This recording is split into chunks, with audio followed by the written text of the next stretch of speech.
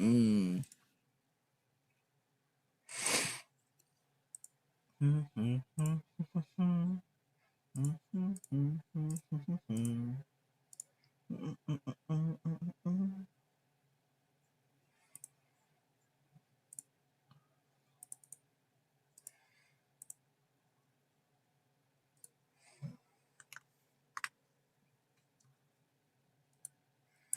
And this is.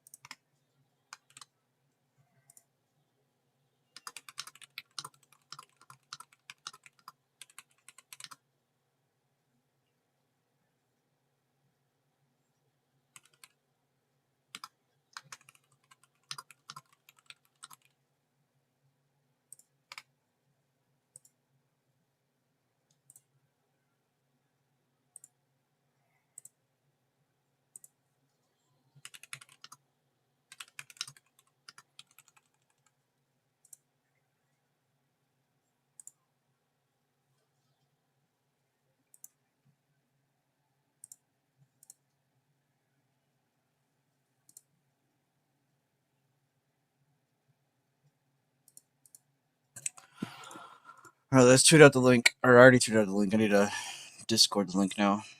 I'm running slow this morning.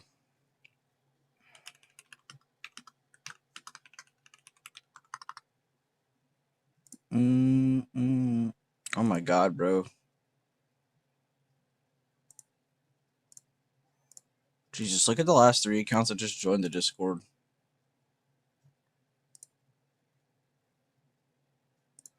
I'm gonna actually tag this guy.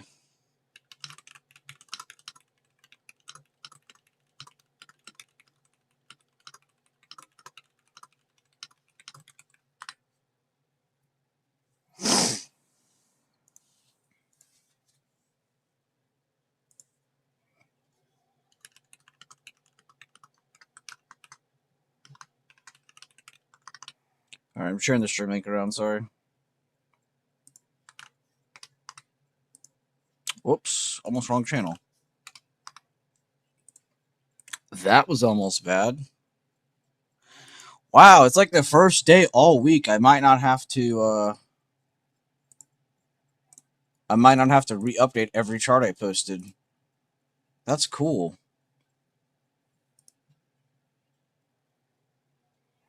What's core we got this morning? JC.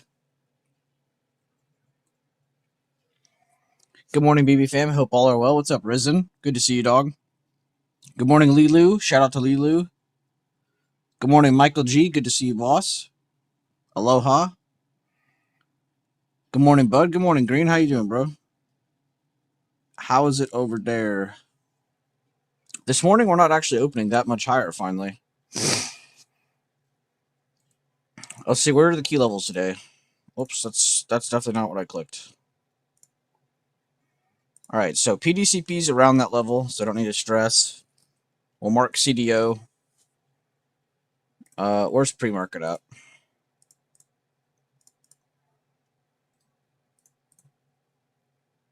Like 695.50s basically. The bulk of it is like 695.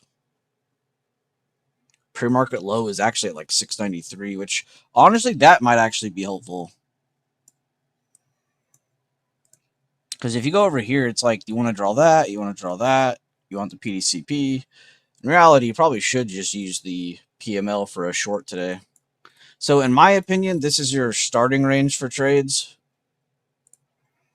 Probably gonna, which low key, I kind of like how just in between the zones the zone that is just a $2 range. I really like that a lot.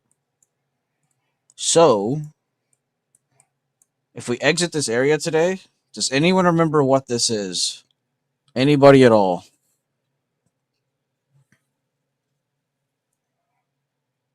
SMR looks interesting. I'll check that out.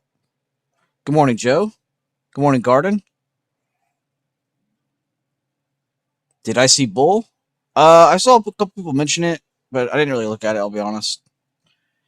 I've been in that so long, I've just kind of like, I've got like disassociated with it now.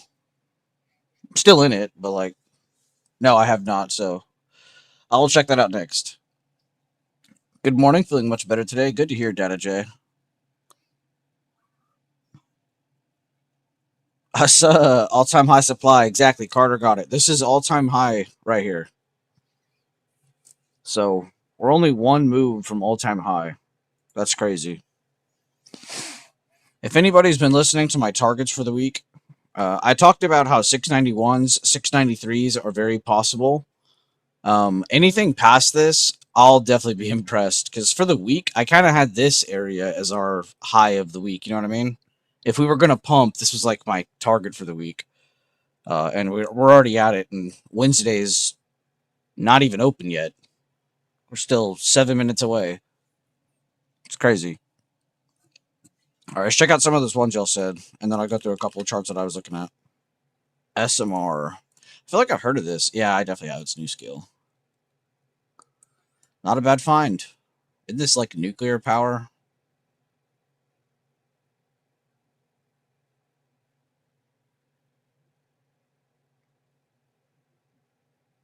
Yeah, I think I got that actually.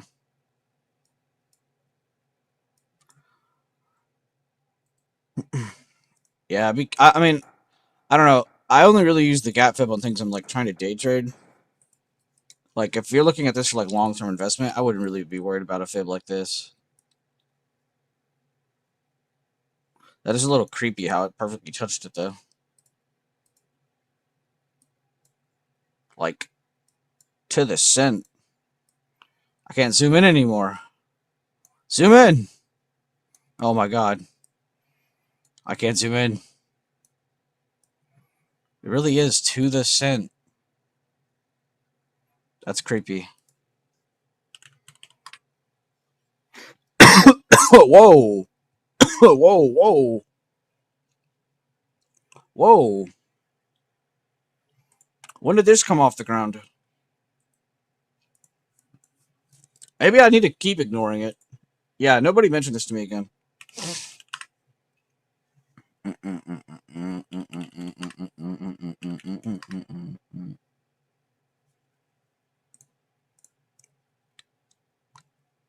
Damn, y'all weren't kidding. UPS did pump it today.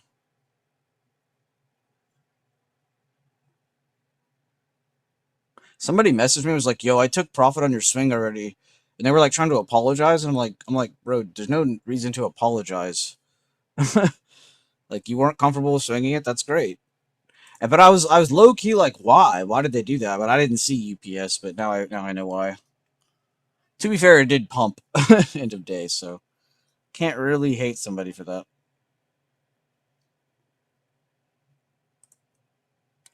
But yeah, so again, guys, this is, like I said, I'll repost this for Discord as well. This area here is kind of our main focus for trades. All-time high supply right above our head. Previous day control point right below.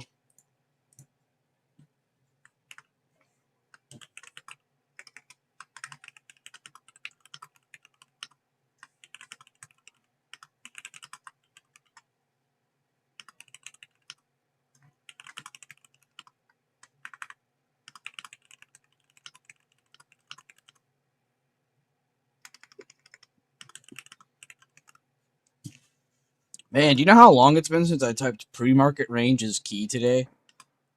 Because 99% of the time in the last few years, it's been everything else.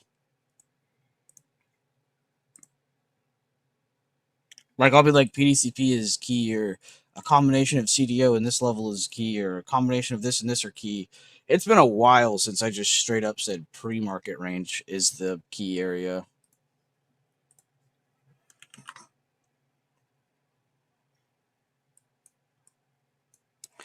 And we're already at the all-time high supply on SPX, which is kind of crazy. And look, PDCP on that one lines up just like that as well. It's funny.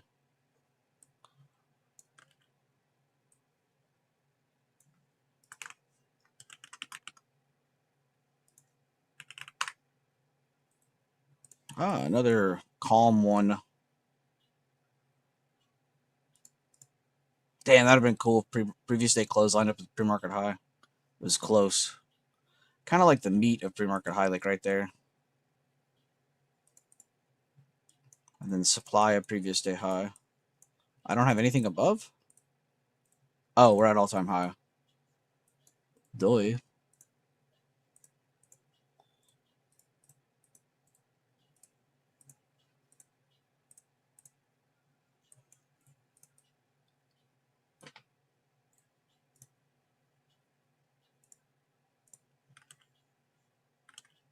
Hello.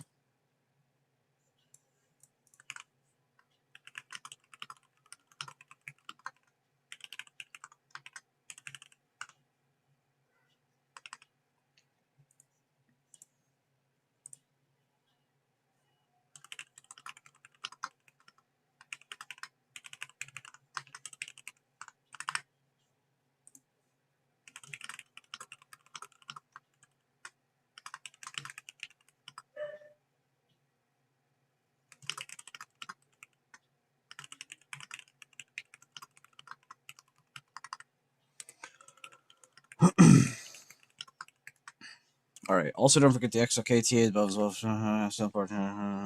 right, we're good. CoreWeave. What is up with CoreWeave? I feel like I didn't see anybody in my chat call this out, but all of a sudden I see all of you guys in this. I'm not hating. I'm just saying I feel like this came out of nowhere. That is a fucking insane pump. I mean, there's a lot of these nice pumps, of course, but that one is pretty crazy.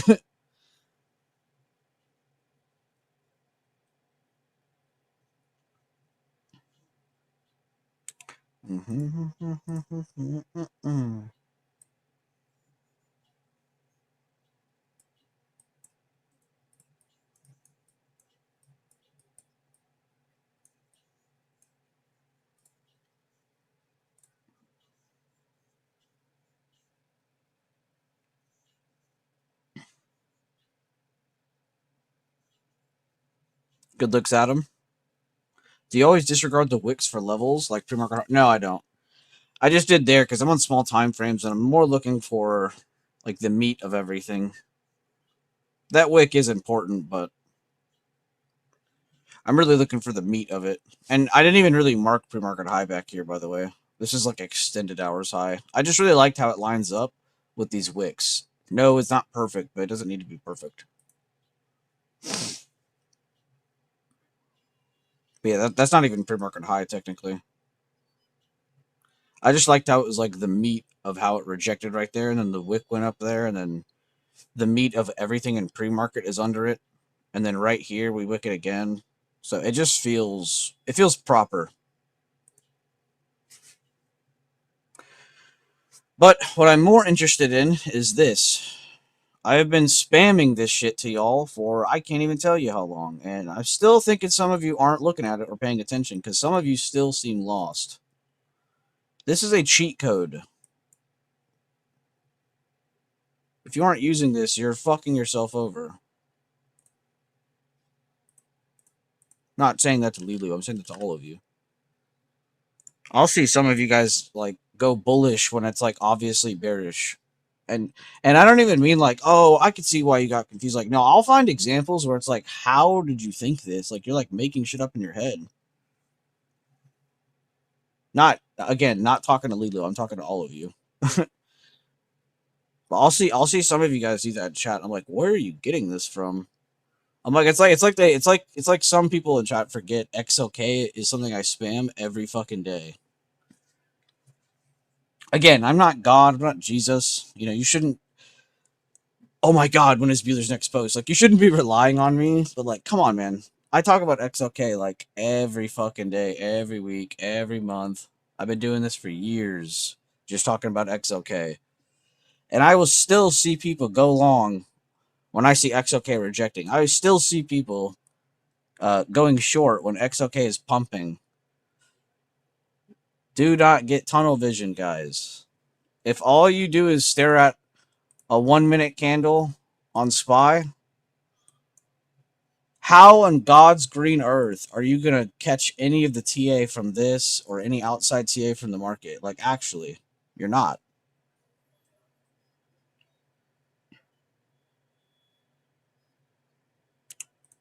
It's like a Christmas tree over here on the left.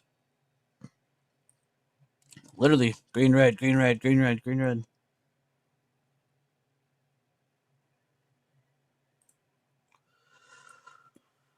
XOK trying to break pre-market high. Banks are, I'm going to say up, but they're not really like killing it. They just wicked. Same for comms. Discretionary is going down. Healthcare wicking looking like they're trying to go down. Staples going down, which honestly makes sense. Talked about this about 50 times on the stream the past few days, but kind of felt like they were at resistance pulling back while your tech chart is bouncing, holding and bouncing, which that relationship makes sense. For anybody who's like, oh my God, staples are dropping. This makes no sense. Actually, no, that's exactly how it's supposed to work. Also, something we've been expecting in here. So if anybody in here was looking at staple stocks to pull back a little bit, I was even looking at cost to go up, but then I saw the staples chart and I was like, oh, never mind. This looks like junk. Tech pumping over pre-market high still. Let me turn this shit off. There we go.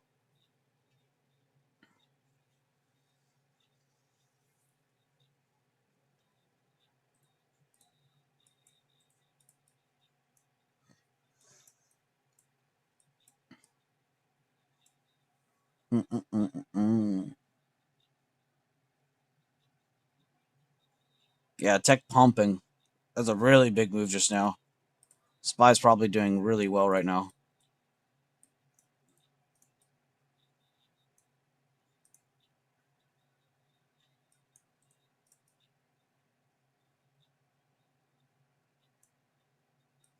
Now I'm keeping my eye on that number because now that I've seen it pump and I remember the number and it changed one too, I can kind of remember from there. So if I see that number increase and I know tech's still going up, it's as simple as that. Now, if you want to go get a visual look, go click on it yourself, go through it. Which I'm probably still going to do plenty of. I'm just saying you don't always need to go back and click on it.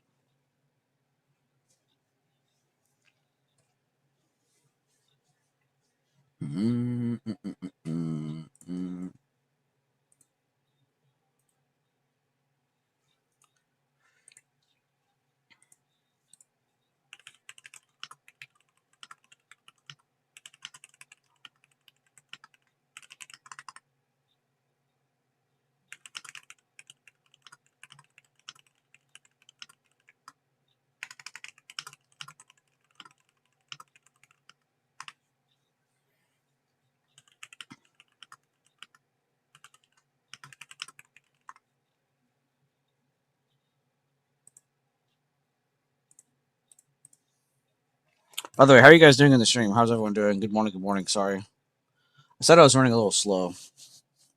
We are very dense, especially when we have distractions. At least I am. Thank you for repeating it over and over. I got you, dog.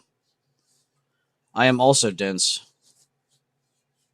I always think that too. Like I feel the need to like repeat things over and over again, especially information like that, where it's like I'm literally using it to be bullish and bearish. Like I'll see some people hear me go over that, and then like the next day or that same day make that mistake, and it's like, huh? It's not like I sat here and talked about it like it was just another thing. Like, no, this is like this might be like a driving force behind some of our success in these trades. I feel lost when I have no idea what my sectors are doing.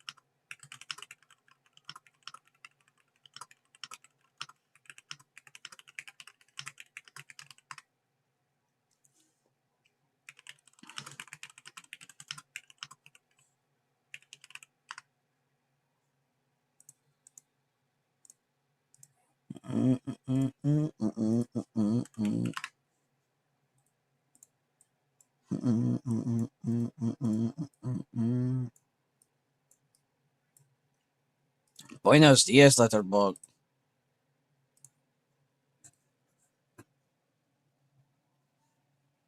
How's it going?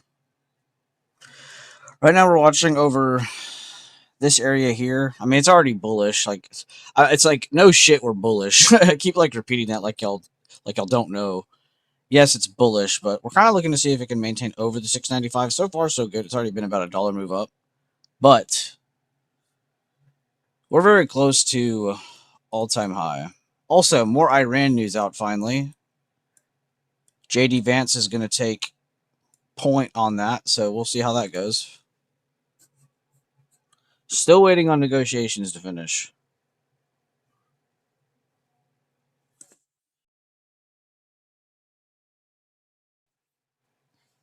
We also have earnings season starting for anybody who doesn't know.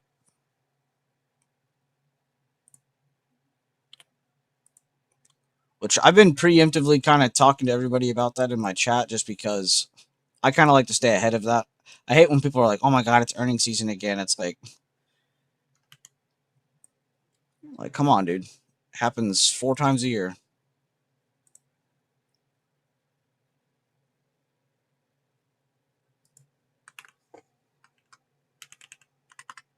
News just now, actually. Pakistani delegation on way to Iran to convey U.S. message and plan for second round of talks.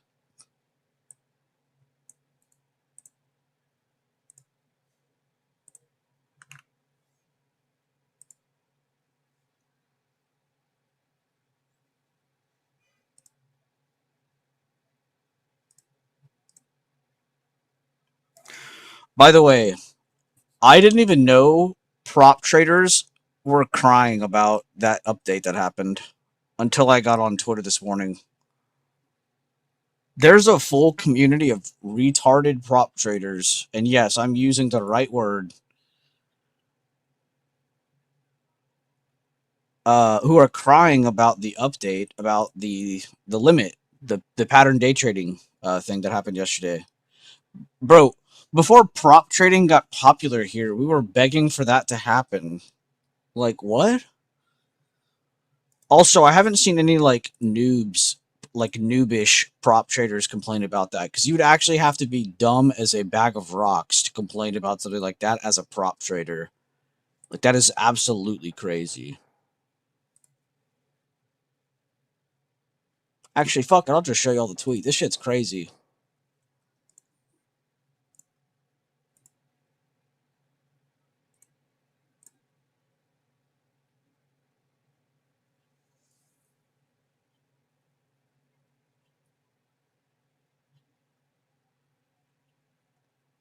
Okay, look. Check this out. This might have been the dumbest thing I read all day. Exchanges saw how much prop firms were making and decided to eliminate the final. Brother, does he not know how much market makers make? I don't think he understands that. This guy's dumb. I just, end of story. End of empire vibes. Like, bro's actually defending prop firms and attacking exchanges like they aren't doing the same thing. Actually crazy. And then my friend Andrew replied to it. He said, "You're completely missing the point. This has nothing to do with prop firms. Facts. The industry has been pushing this for years. Also facts. The SEB approved change replaces a 2001 trade count rule with real-time exposure-based margin. Yes, it lowers barriers, but risk will now be managed dynamically. It's like he thinks it's just a gambling casino. Like, this guy is actually brain dead. And it's crazy. I mean, this guy is smart. It's crazy, though. Like, nobody's calling him out on it. We're just treating this like it's a normal tweet.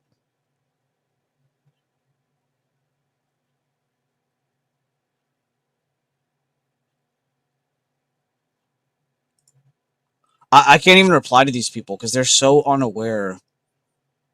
Like, these are some of the most unaware traders I think I've ever seen. Like, all right, when you guys buy a trade, and this doesn't matter what trade, this is every market. Do you think you're just buying and then across the world letter buck is selling? So like here's the buyer, here's the seller of the trade. It's like completing the trade. Do you think it's as simple as just someone buying and selling? No, that's literally not happening. There's a whole process here. You're buying, market makers are trying to find the order to sell it to you for $1, $2, $3 on the profit, $2, $3 or 2, 3 cents on the dollar. Can't speak English, right? Then they offer it, and then the person buying it also has to go through a market maker. So there's 2, 3 cents being made on each side of this here, and that's how it's been going for the entirety of the market history, ever since market makers were introduced. But you guys realize this is needed. If we didn't have that, you couldn't just go to this chart, place a trade, get in, and be happy with it. No, your broke ass is taking losses because you're going to be sitting there waiting for your quotes to move, but you're not going to just be able to. The quotes won't move how you see them move now. The supply demand would not be enough to move quotes the way we see them now. That guy probably makes money selling prop accounts and then changes, and this change makes people less likely to buy prop accounts. Yeah, I actually love this update. I'm not joking you. People before I even had a group were wanting this, like really, really, really badly. And I remember there was teasing too. Like politicians teased this shit, or whoever was in control of this, like the SEC. Someone teased it one time in the very beginning of me trading, and I remember it got everybody hyped about it, and then we just never heard about it again. So, in my opinion, I'm happy that it's happening. I think that whole prop trading shit is actually a scam. I mean, actually go research into props. Like, it's genuinely scam. And I know, and this is nothing against traders who use prop firms. I have nothing against those people. But 90% of prop traders actually are pissed off about that change, which is mind-blowing to me. It's mind-boggling. Again, no hate to prop traders, but if you're sitting there and you're pissed about PDT rule getting taken out as a prop trader, go look in the mirror, bro. It's crazy work.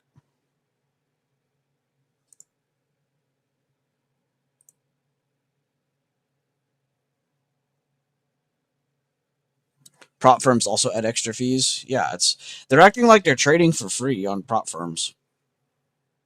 Like they're trading money that they don't have to pay back if they lose. Like I don't understand that shit. And yeah, making money on prop accounts and selling it to somebody so they can trade on a prop account has gotten way too popular. People complain about Polymarket while watching people sell prop accounts.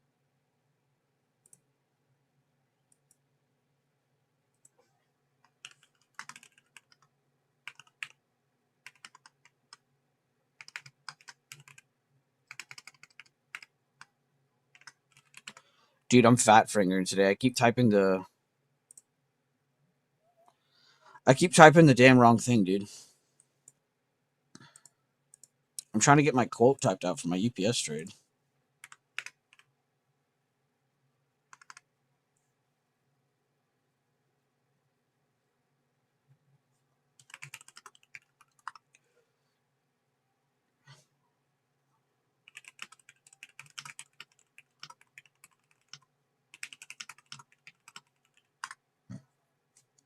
All right, I trimmed UPS at 106. The quote is moving like crazy right now. I said small gains, not liking all this movement right at open though. And then I set the stop loss for anybody who is in UPS. So not crazy gains, but it'd be stupid to ignore this move here after we just touch that level. So if we do end up rejecting it going down, I'll just cut the other half right at stop loss. But I wanted to at least get myself out of the bull parade.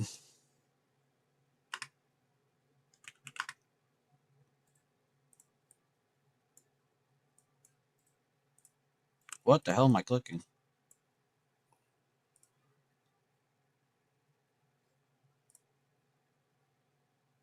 Banks breaking lower while tech's rejecting, comms rejected, not below today's open.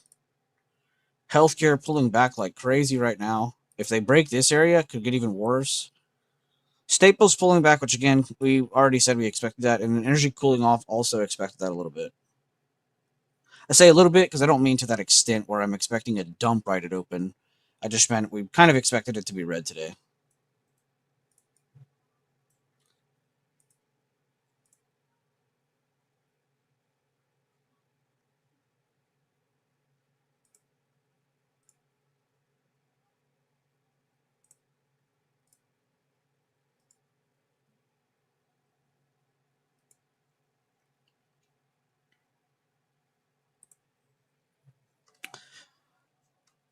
Is anybody in UPS with me?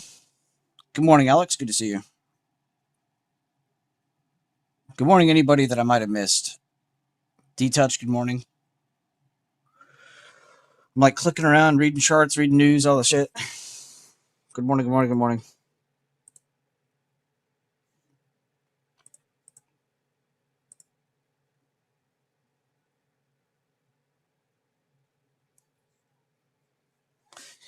Just for everybody to hear, in case you guys aren't watching, U.S. stocks are holding firm near all-time highs following a rally driven by optimism around a potential Middle East peace deal, with traders now looking for confirmation of fresh talks. That's exactly what we're looking for. Trump on Iran, and this is 7:47 Eastern Standard Time today. China is very happy that I am permanently opening Strait of Hormuz. Hormuz. They really need to change the name of that damn thing. Morgan Stanley stock hits all-time high.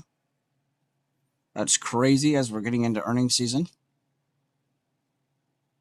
It's exactly what we talked about in here, though. We talked about how it kind of feels like things could pump right into earnings season. And I think it just also kind of adds power to that because you also have the Iran stuff kind of, all right, we're all good. Oh, just kidding. Talks are bad. Oh, talks are going up again. We're going to have another round of talks. Like, it like bounced perfectly with the earnings season momentum. I don't want to be that guy, but if you've been in my streams, we talked about this very early on because I kind of like to stay ahead of this stuff, like mentally. I think it's easy to just wake up and be like, oh, above this level bullish. Yeah, no shit. But it's nice to have that like context outside of everything, so you kind of expect a couple things, but you're not like betting on those things to happen. You know what I mean?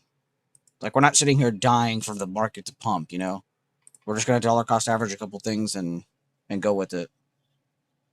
You are, yeah? Damn nice. I did take a trim in case you didn't hear me, just because I don't like how choppy that was in the beginning.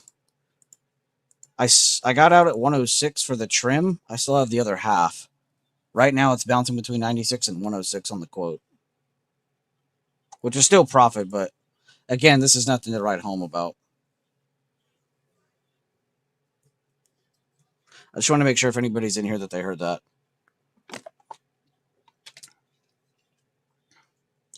I try to do that when I do my swing updates in here because there might be someone who's in here that isn't paying attention to Discord and they don't see the Discord update. So I'm trying my best to like actually be clear with it on both. So if there is somebody who's only watching one or the other, it makes sense.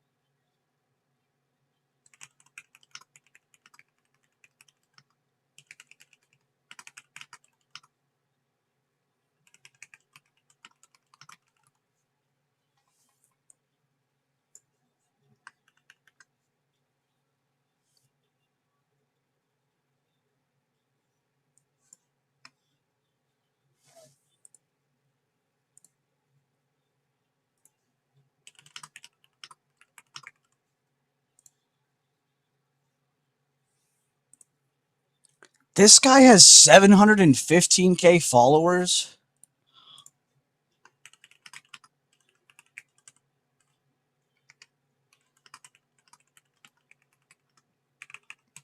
Wait, what? Wait, what?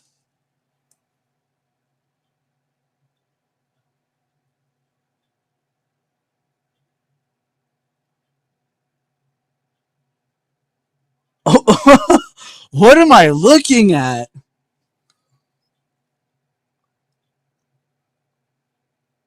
What the fuck?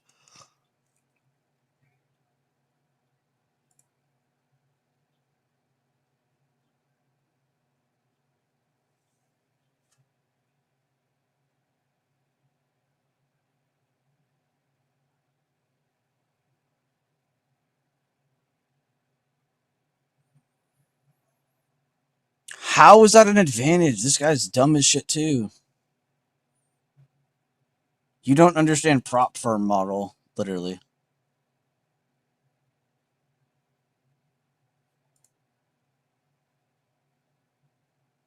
Prop firms change the game. Bro, that's how you know you're looking at some. This guy has 81K? No, you know how there was hoflation? There might be brain rotflation on the internet right now. Oh my god, bro. Low key, that's a clear indication of why I don't go scrolling.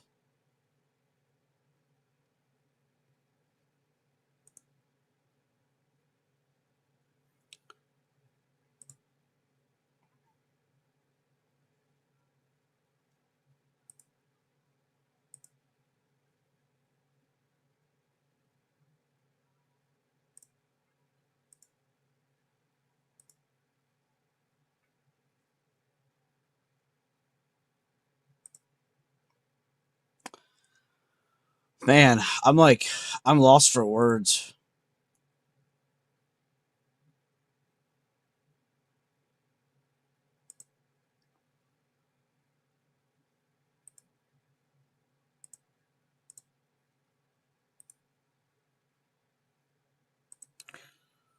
Pakistani's army chief arrived in Tehran. He will meet with senior Iranian officials for discussions. Iran and China's foreign ministers discuss Iran-U.S. talks in a call.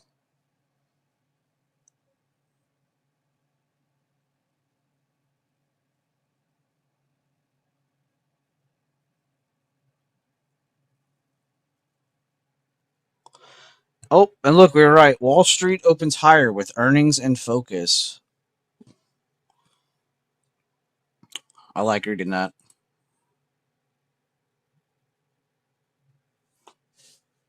Trump threatens to fire Fed Chair Powell if he doesn't step down in time. Oh my God, Trump needs to get off this hill.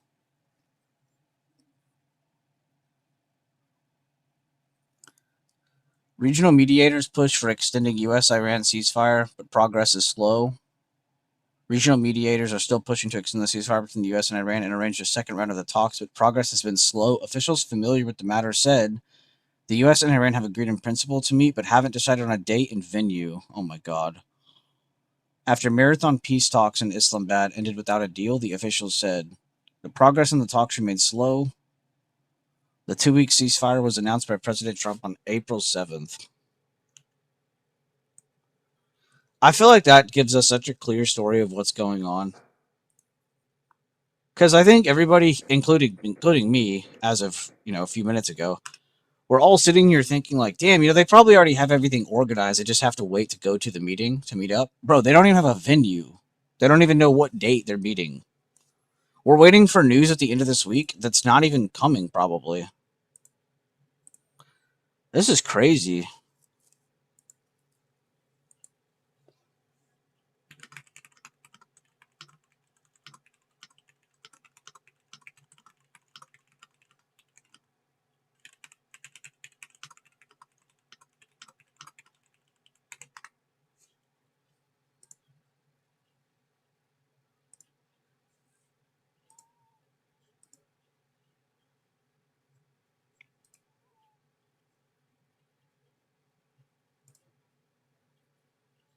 All right, I shared that. I just want to make sure people in chat were like aware of all that. Bots, mindless following. Some people feed off that. I mean, I don't know, man. He had a lot of likes and retweets on his posts, man. Even if he has bots, like there are still a lot of actual people following that. Mindless following. Some people feed off that. Don't estimate the power of a group of stupid people. Yeah, that's true. It's just I don't think they're stupid. Like I don't think prop traders are stupid. I think the ones that hold that opinion are stupid. That's my problem. Because any dumbass on there that sees me tweet that stuff is going to be like, "Oh my god, he hates all prop traders. He hates us all. Attack that man!" Like, no, I don't hate all of you. I don't hate any of you. I just dislike the ones that are complaining about the PDT rule getting changed when that's something that we've been waiting for a long time. And two, that doesn't affect prop trading at all. If anything, it probably makes it less desirable because you could just go ahead and do all that shit on here. The whole thing people were complaining about were not being able to trade everything everyone else can trade. Okay, well, here you go. Y'all wanted all these roadblocks taken out. Go ahead. So the people complaining about that who are prop traders just make literally no sense.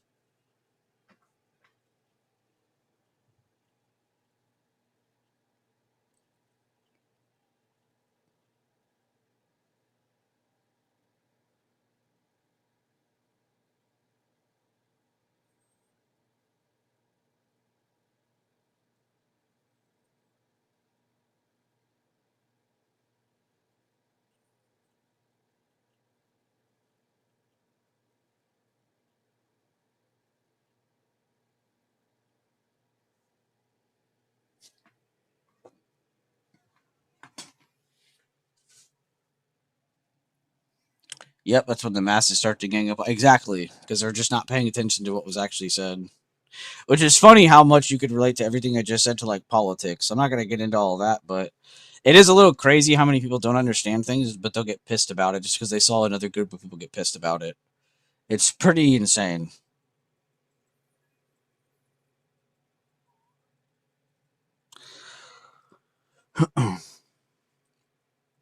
I just think people should actually like stomach what they're reading or trying to understand for a little longer and then give their opinion if they really feel the need to. Because I feel like if you just react off of emotion and give your opinion, you're always going to look like a dumbass. And maybe even feel bad about it afterwards. You'll be like, oh, why did I do that? No, stand on business. If you're going to say something, stand on it.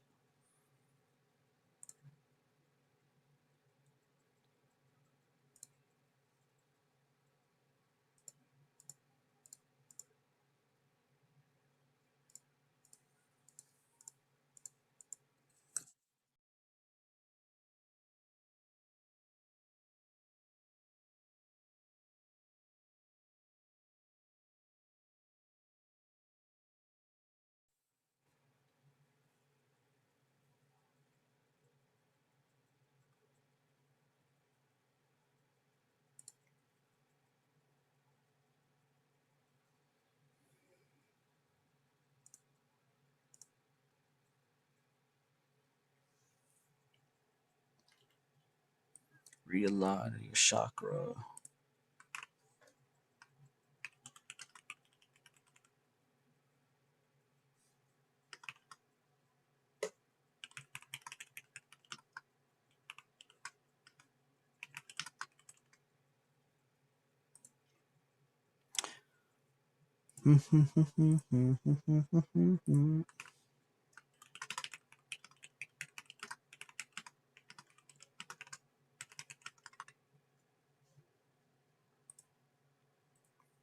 IWM looks like crap.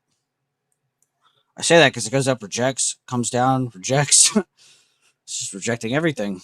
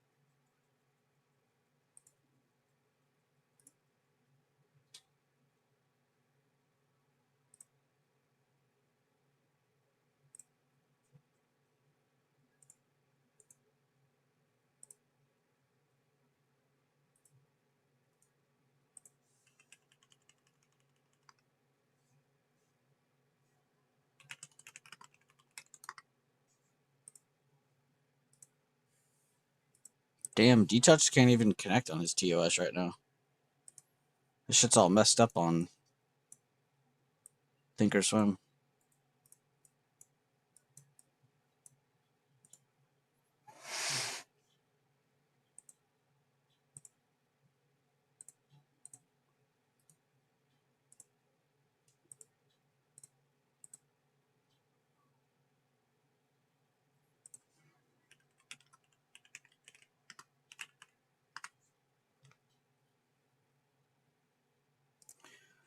Dude, I just banned somebody in chat, but y'all should have saw the way that guy was typing. I didn't even ban him because of ICT. I banned him because the way he just typed is crazy. He just posted like 3 charts and then said, at the end of each sentence, it said, feel free to take the trade or not, and then he leaves like a smiling face. But like the first 2 posts contradicted his 3rd post, so it's like, are you dumb? I think that was an AI in our chat just now. There's no way that was a real person. Those messages were like way too perfectly automated.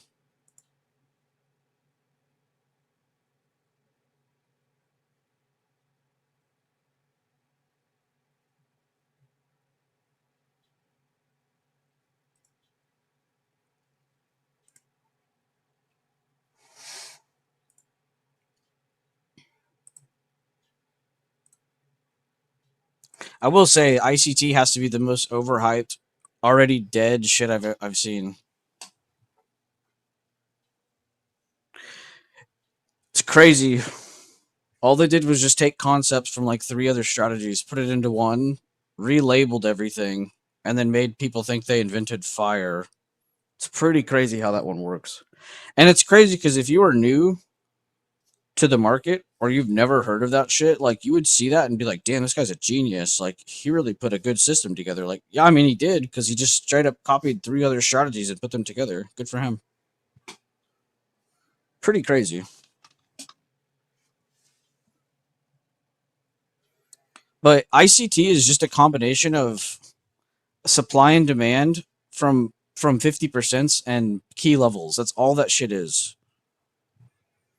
If you draw drawdown fibs, which existed before the concept of ICT, by the way, because again, Fibonacci existed a lot longer, a lot earlier, because that's really all that is. They're just using really good key areas from fibs based on recent moves, which, don't get me wrong, that is very accurate. That's a very great way to trade. But let's not sugarcoat it and pretend like ICT invented fire. All of those concepts existed well before that guy posted them. They just weren't popular. Which is honestly a big reason I like this stuff, because it's not that popular. You'll see people mention marking pre-market high and pre-market low a lot, but you won't see them actually use them correctly. Or like current day open, or a 50% of a gap, or a drawdown 50%, or a pump, you know, and then you mark that and you have that 50%, or the golden pocket. Maybe you don't use the 50% like me. Maybe you use the golden pocket. Same fucking shit. You're still doing the same concepts. It's the same exact concept. It's crazy. But all of those concepts existed a long time ago. That's why I don't sit here and go like, I invented the fib retest. Like, no, I definitely did not. I promise you, one of the first people that ever looked at fibs and used it and were like, oh, wow, you could probably use this for like retracements. Like, I promise you. It's just crazy work.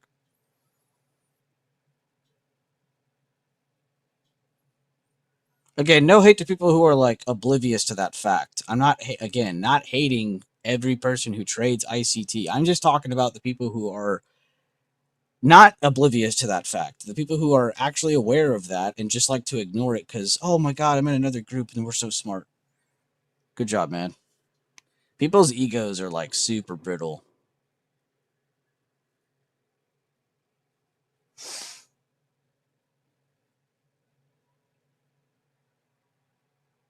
Still waiting on this bounce from pre-market high area, about 695s. I also am kind of keeping my eye on the most key level of the chart every single day. The current day open happens to be right above that level, so not hard to watch it. Also interesting that we filled the overnight gap. And that we went and held 694.24. I didn't even mention that. I probably would be calling out shorts if we were struggling under this level after this dump. But because all we did was just dump and then retake that level, it's like, okay. Feels like we're about to settle. Or maybe even get a move up to the high right here. And if it rejects this, maybe it comes back down. If it gets above this, probably seeing all-time high today. Which is crazy as shit to say out loud. All right, let's check the UPS swing. Is she still struggling? She is struggling her ass off. All right, let's go back to SPY. Low-key, that end-of-day pump kind of helping that position not be totally screwed. Same price on that contract. Let's see. Wait, it just jumped a bunch. What the fuck? Is anybody watching the UPS con right now? What just happened? I was just on the chart. I just watched the quote like double. What the fuck? Or not double, but I saw the decimal double. It just went from 99 to 124. Was anybody on UPS watching that? That is insane. I'm getting off that chart. Maybe that's the trick. Completely joking, by the way. Completely joking.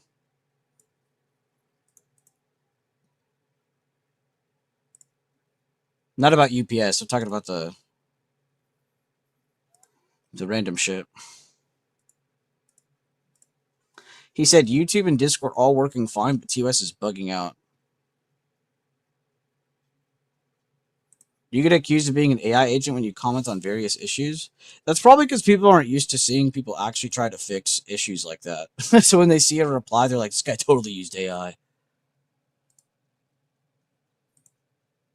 You just peeped? Okay, I was wondering why it pumped just now. I mean, not pumped, but you know what I mean. Like it moved like quicker than I thought it would, considering the candle wasn't doing that crazy. I'm trying not to watch it like that, though. I just happened to catch a glimpse of it, and that's what it was doing. Watching CDO, good luck, Slutterbuck. And yeah, if we were to like erase everything on the chart, fuck it, let's just do it. I'm going to rechart this 1,000 times anyway. Your most important levels for the day are your current day open. This one might not matter as much because we're not near it right now. What the fuck? If you go from your low to your high of your previous day, you'll get that level. If you go from your previous day close to your today's open to mark the entirety of the gap, there you go. These are the 3 levels that we like to mark every day. You don't always have this level because we don't always get a gap, but these are 2 levels that you will have every day no matter what. On days you get gaps, so I like to include this, and it kind of gives us a good look. And you see how we were looking at like 695s? I didn't really have to adjust our chart because we're basically looking at the same damn thing. But just to show you just the key levels that decide direction, these are the 3. We're way above one of them. We've broken and retaken the other 2, and we're trying to hold above them right now. So, in my opinion, this area decides direction big time. Does anybody have any questions on how I got those levels or why we treat these levels like they're from the Holy Land? I mean, I treat these levels as if they were Mr. Tumnus himself walking out of the wardrobe.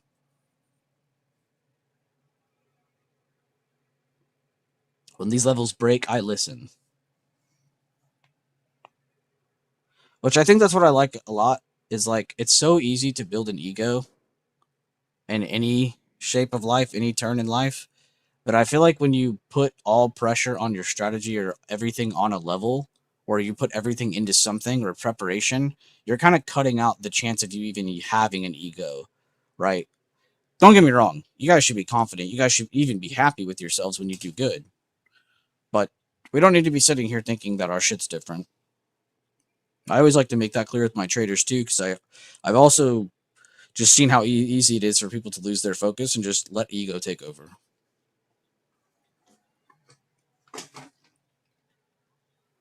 Yes, please, about the levels, if you could elaborate. Well, these levels, after many years of marking pre-market high, pre-market low, previous day close, previous day open, previous day high, previous day low, these historically have been the most directional levels ever. So whenever we see them alone, we like to use them. If we see them like in this example where there's two really close together, it's even better because now we're able to use a whole area as an area where I basically just say, from here we decided for direction. But like these other levels, these are fine. Like previous day close, that's a great level. It really is. Previous day high, great level. Honestly, can't hate. Previous day low, previous day open, all lovely levels. But they're just good levels. That's really all they are. I see them as targets, stop losses, extra guidelines, but they are not as important as these three.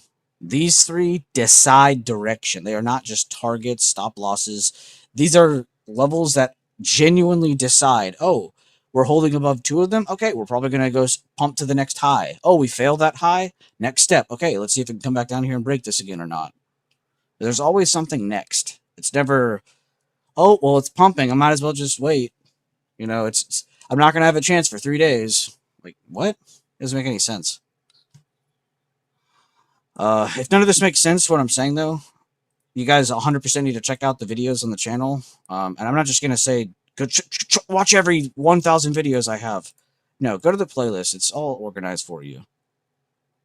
BB Theory is big if you have access to that, but Welcome to BB is just as good. I would go through this. The order of operations. We have actual theory behind our system. It's not just green candle break level bullish. So I like to use actual theory behind things. Is that Jay? Long time no see, Bueller Chat. I hope all's well. Coin looking crazy. Bro, I fucking love Coin. Wait 1 second. Let me post this.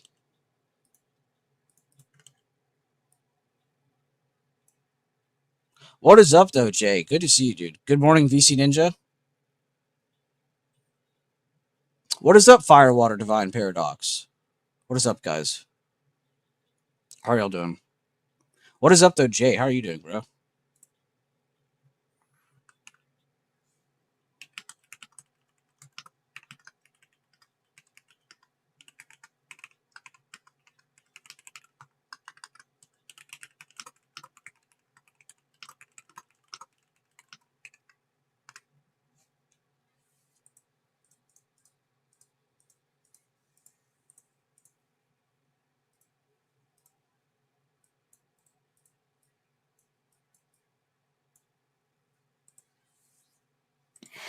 Oh, Coin. That's what I was going to.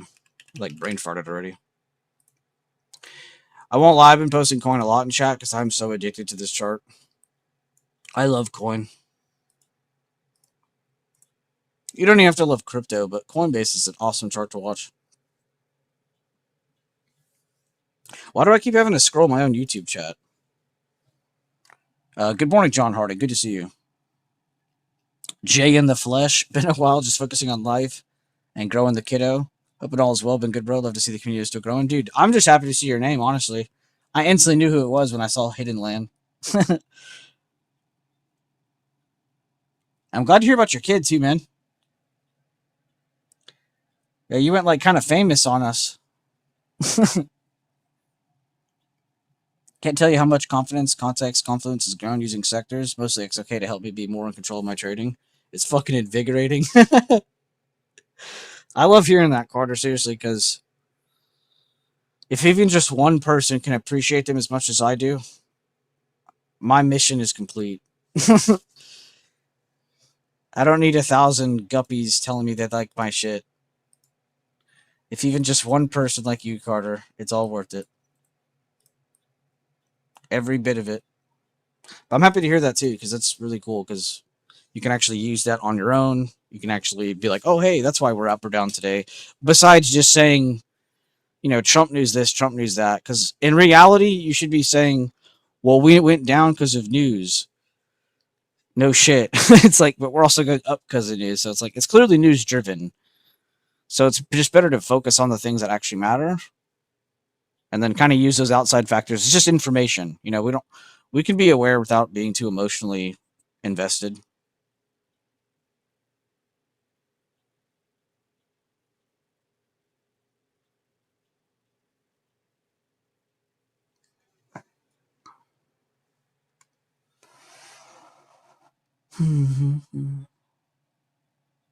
Bad connection here. I need to relocate. Damn.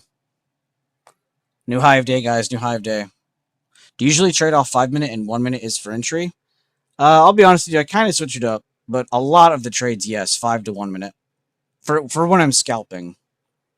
When I'm day trading, when I'm swing trading, I only use the daily. Though I have been trying to grow on the 4 hour with extended hours off. I've used that a little bit in the past. Trying to use it again because it low-key is kind of clean. I just think the candlesticks are just more visual. Like you can see them. It's a lot better to read. I don't know. I could just be tripping balls.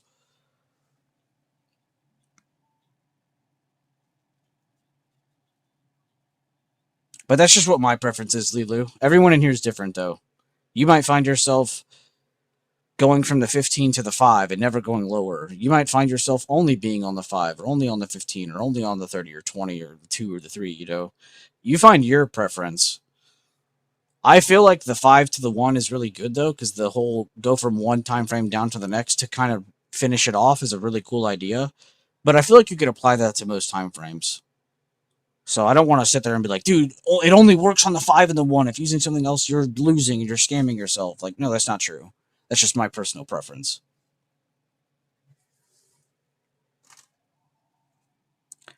I mean, I've struggled being up and down for so long. This helps me just be in more control. Yeah, and that's honestly why I'm happy to read that, because it's about control. Like, you actually feel like you can kind of like act on something instead of just randomly going up or down. You're like, oh, what the fuck? I ran Trump. What the hell?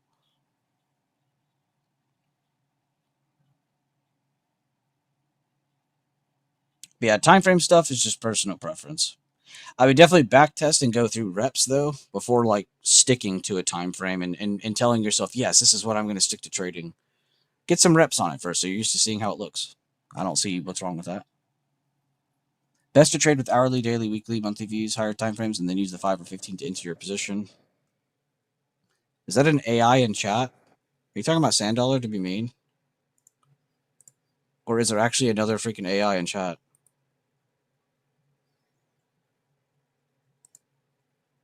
He could be talking about me. My biggest struggle is to stay in the winning trade in 1 minute all the time doesn't help. Yeah, I know. If you're only on the 1 minute, you're not helping yourself at all. You need to start from something. I just like to go to the 1 for like, I'm in, I'm out. I don't really care about anything else.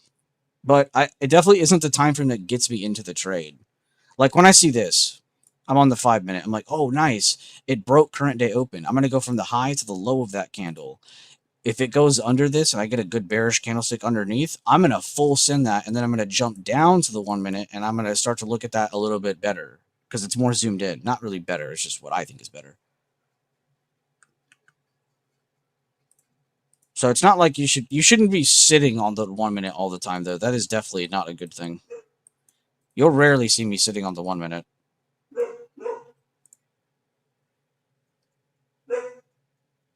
15 minute is your bread and butter on the 5 or the 1, and then enter on the 5 or the 1. Yeah, I think it's just the whole thing of like spotting and prepping it, and then zooming in to just be better prepared for any quick moves. I feel like that's all it comes down to. I think that's why a lot of us like zooming down from one to the other, no matter what time frames you're using. It all boils down to 1 second candles. This is a Sand Dollar joke. AIs are trained off Sand Dollar. He's the human they practice off of to try to emulate what it's like to be human. He's patient zero for AI.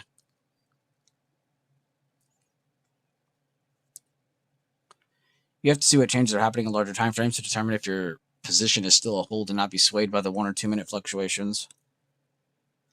That's how I keep runners and get those 300% gains. Don't get shaken out in the lower time frames. And that's another good thing too. There's plenty of people in here that are, don't let me speak for them, but there's a lot of people in here who share everything they're doing and are doing really well in the chat. I don't want to sit here and be like, join chat, my people are making money. That's not what I'm trying to do.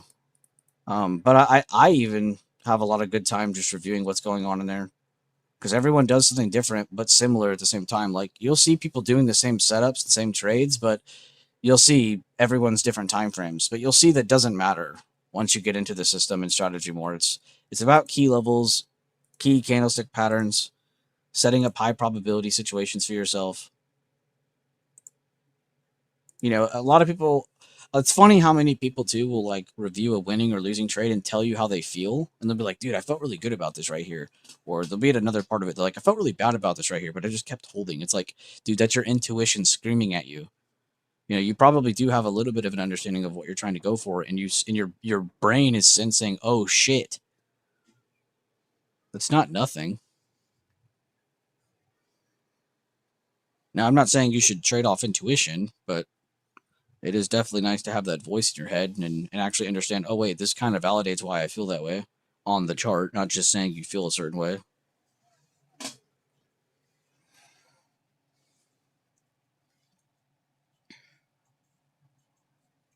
And yeah, definitely check out Letterboxd's post. He's been very humble about it too. It's not like a lot of my traders are like going to Twitter or going to, you know, social media and going like, guys, look at my big ass gains. You know, they're just sharing their reviews and they're trying to stay focused on what's in front of them. Yeah, definitely take some notes away from the traders in chat as well. Y'all hear me give them so much credit too. Like, I really should go review that stuff. Don't just take it from me.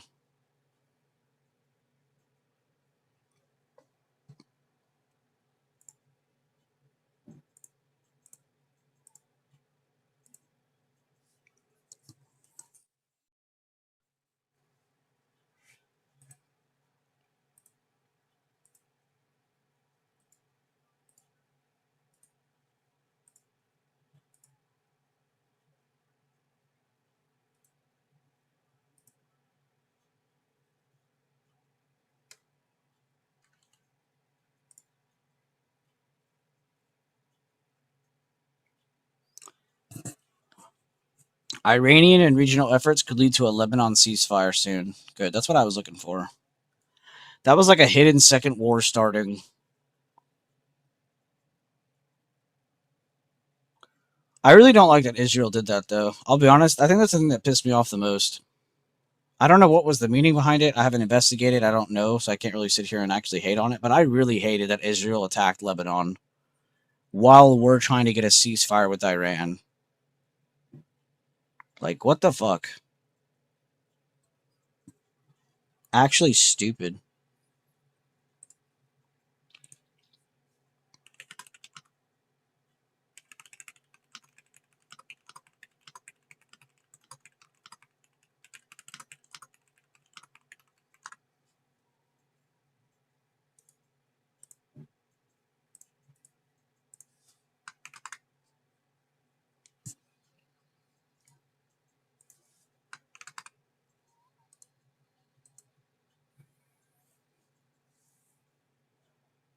I can't believe I read that. That shit straight up said there's no venue and there's no date chosen yet for the meeting.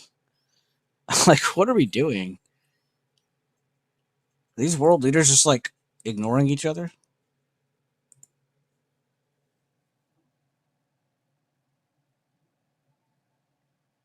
Wait, I didn't even hear about that. What? Why the fuck did they do that? I don't know. That's why I'm saying I don't want to go too deep into it because I don't know. But last week in the Discord, I said, why is no one talking about Lebanon? And someone in chat replied to me and was like, yeah, I was wondering that too. Or someone said something. It's like, dude, we almost had like a second war happen in the time that we were trying to get the other one to end. And that's still a possibility. Hopefully not. Hopefully everything, you know, ceasefire and everything goes through negotiations wise. I don't think I want that. Not to sound political here, but Israel's waiting for this can of worms open for decades. Yeah, probably.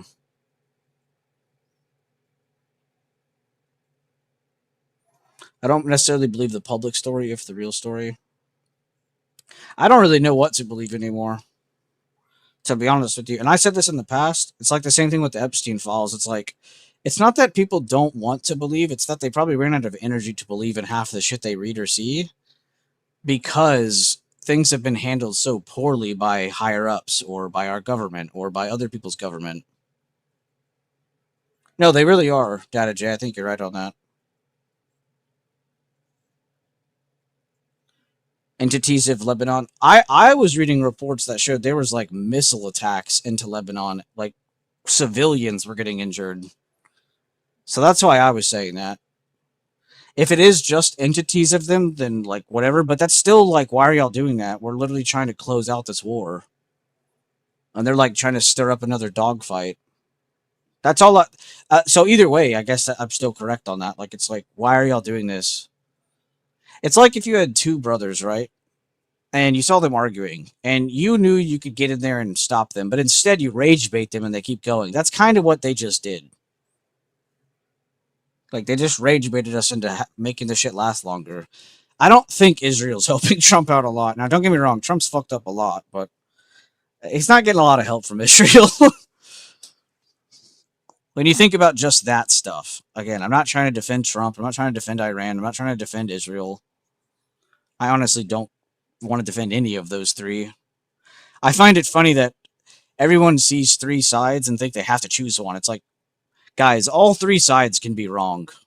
Israel, Iran, and Trump are all wrong. It's not about like, oh my god, I have to be right, so my side looks good. Like, it's not about that.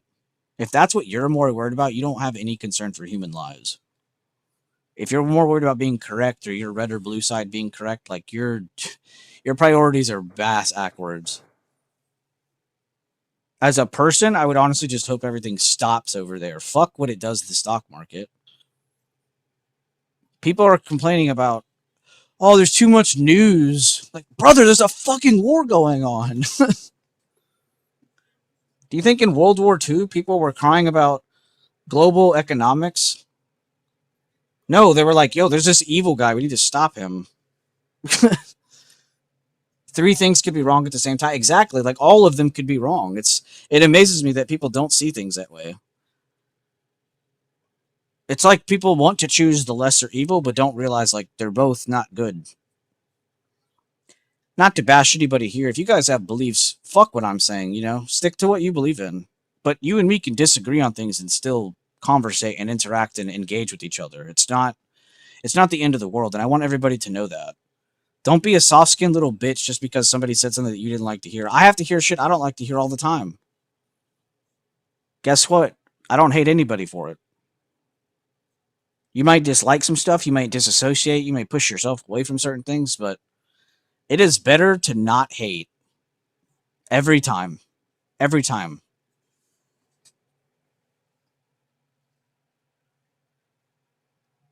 It's so easy to not hate. It's so much easier to be uplifting and reinforce somebody. But people are lazy.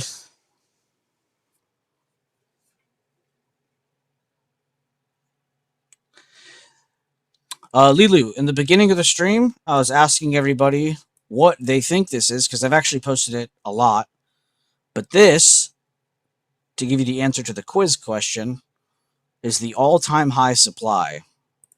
If you go to the 5-minute, and you add, I think 180 days or some shit, and you go all the way to the all-time high, which is over here.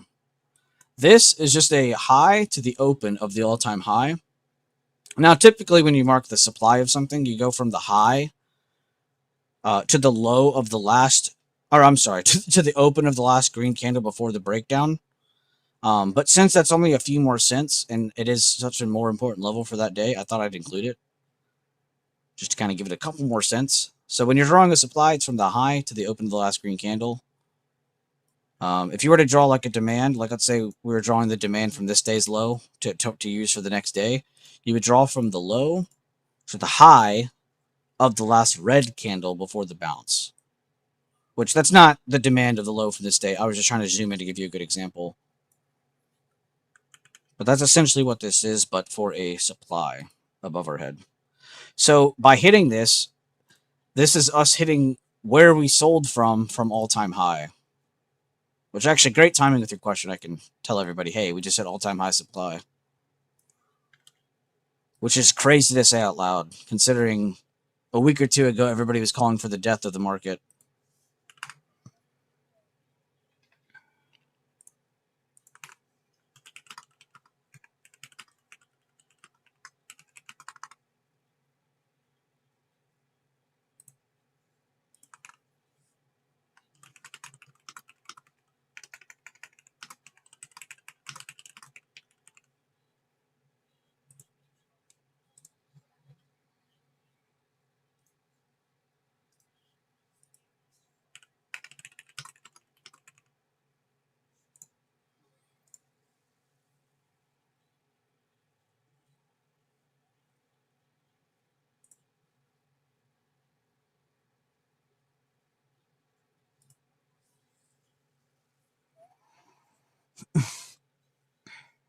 Yo, what's up, Matty Ice?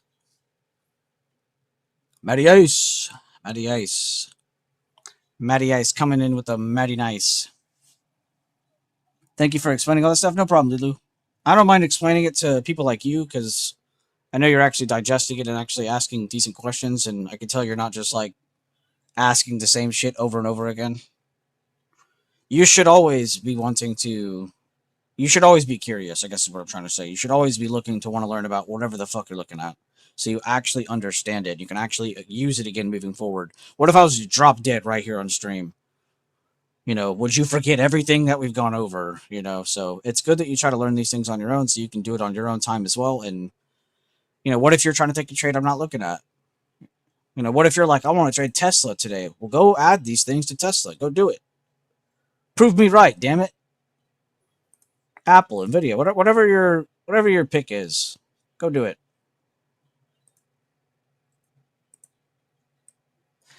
I don't like answering questions to the people that I constantly see in here, though. I haven't seen it in a long time, but I used to get a lot of people ask me the same shit over and over again. And then I would never see them use it. They would go and, like, pick up another strategy. And it's like, why the fuck did I waste my time?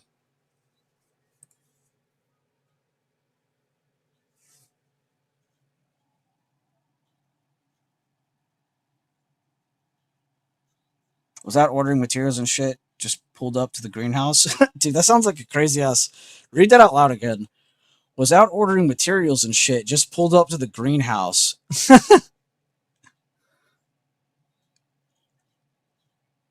By the way, Lilu is for Lilu Dallas. She is a she. Oh, are you a she? Have I been calling you a guy the whole time? Lilu Dallas. I'm Googling. Oh! This is from The Fifth Element. Bro, I'm so dumb. That went over my head so hard. That shit went past my brain and head at the speed of light. Over my head. Oh my god. Plus, I can't see y'all's profiles pictures that well, so low-key, you're all guys to me. But I can't believe I didn't get the Lilu reference. Lilu. Dr. Green Thumb. Multipass.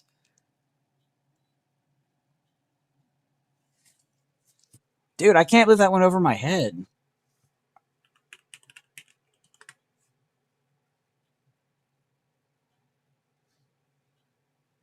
Y'all are such nerds. Y'all typed it before I even found the picture. Doesn't that shit look legit, though? This is what we thought the future was going to do. Instead, we're going more towards, like... Instead, we're going more towards this. It's just pictures of the movie. Can I see of the movie? There we go. This is what the future is actually going to look like. Bro's got a cup holder on his motorcycle, by the way.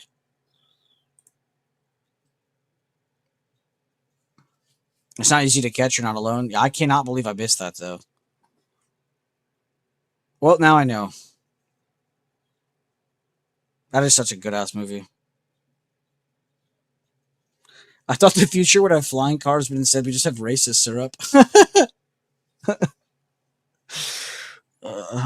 Bro, just remember, and I don't think I've ever seen someone, I'm not even going to say dumb. I'm just going to say unintelligent. Very nice way of saying that. I have never seen a more unintelligent politician than Ocasio-Cortez. Before a lot of you probably got into politics, she said if people who used to grow cauliflower were just a bunch of racist farmers. But if you Google search where cauliflower was originally imported from, you would realize how stupid that is. But do you want to know her number one reason on why she said that? What color is cauliflower, everybody? So just remember, you're on the same planet as people like this. So whenever you're feeling down or you're feeling, bad about yourself, like just pick yourself back up, bro. You're not doing as bad as someone who thinks cauliflower is racist. I mean, that's just crazy. And she still has a job. So Trust me, guys, you can do dumb things and recover. If she can say cauliflower is racist, whoa, what the fuck just happened? Wait, I gotta refresh my stream. It's not even showing any of this correctly. You gotta send 5 more, Rigney. I didn't see them. BBL. Damn, Rigney. Shout out to Rigney, everybody. Shout out to Rigney. Thrain Age, X Yuko, Peachy Future, Anna666. These are interesting names. To Lucifan. All got gifted a membership by Rigney. I low-key thought you weren't going to do it because, you know, I would never hold you to something like that. But that's very cool of you, Rigney. You did not have to do that. I got to share that around so I can give you some love. Thank you, Rigney.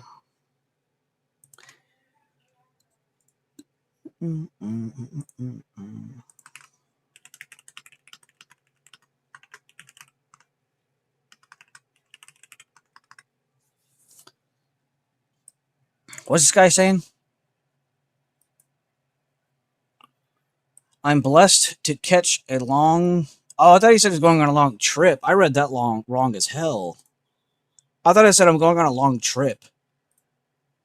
To catch a long and TP'd right below that supply. I need to watch more of the streams. And thank you, Bueller, for the free game about CDO's directions, levels, during service related to Manchester.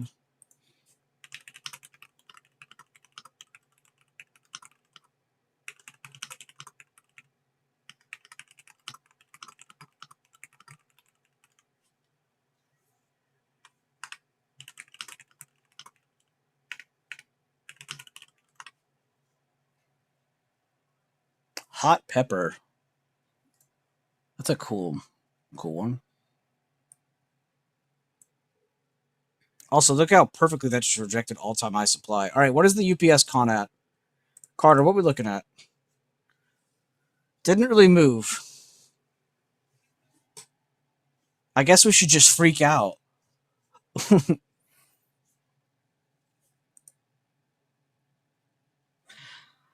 UPS is starting to feel like one of those trades where I cut everything or take profit on everything but one con, and then that one con just pops off in 2 days.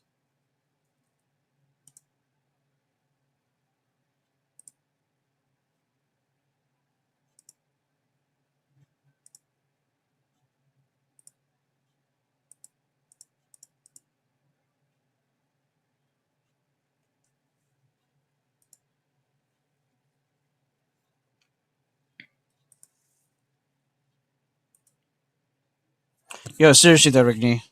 Thank you. Oh, you just woke up. Oh, fair enough. I thought you were just trolling me, honestly. That's why I didn't really put too much energy into it. I was like, maybe he's just trying to get me back for all the trolling I've done to him, you know? Like, which fair game, you know? I was letting you take your shots. But you were serious. You're a better person than me. Yo, seriously though, thank you, Rigney. I love you, dude. Shout out to Rigney. I don't really play games with anybody anymore. I used to have a crew of people I played with, and I just don't really talk to anybody anymore, to be honest. But occasionally, I will hang out with Rigney or Fipo. Rigney's pretty cool. He's definitely younger than me. That much has been proven. But he's pretty cool.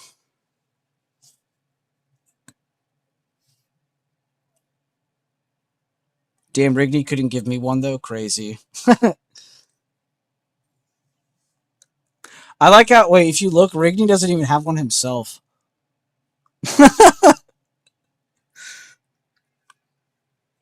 To be fair, he doesn't need it.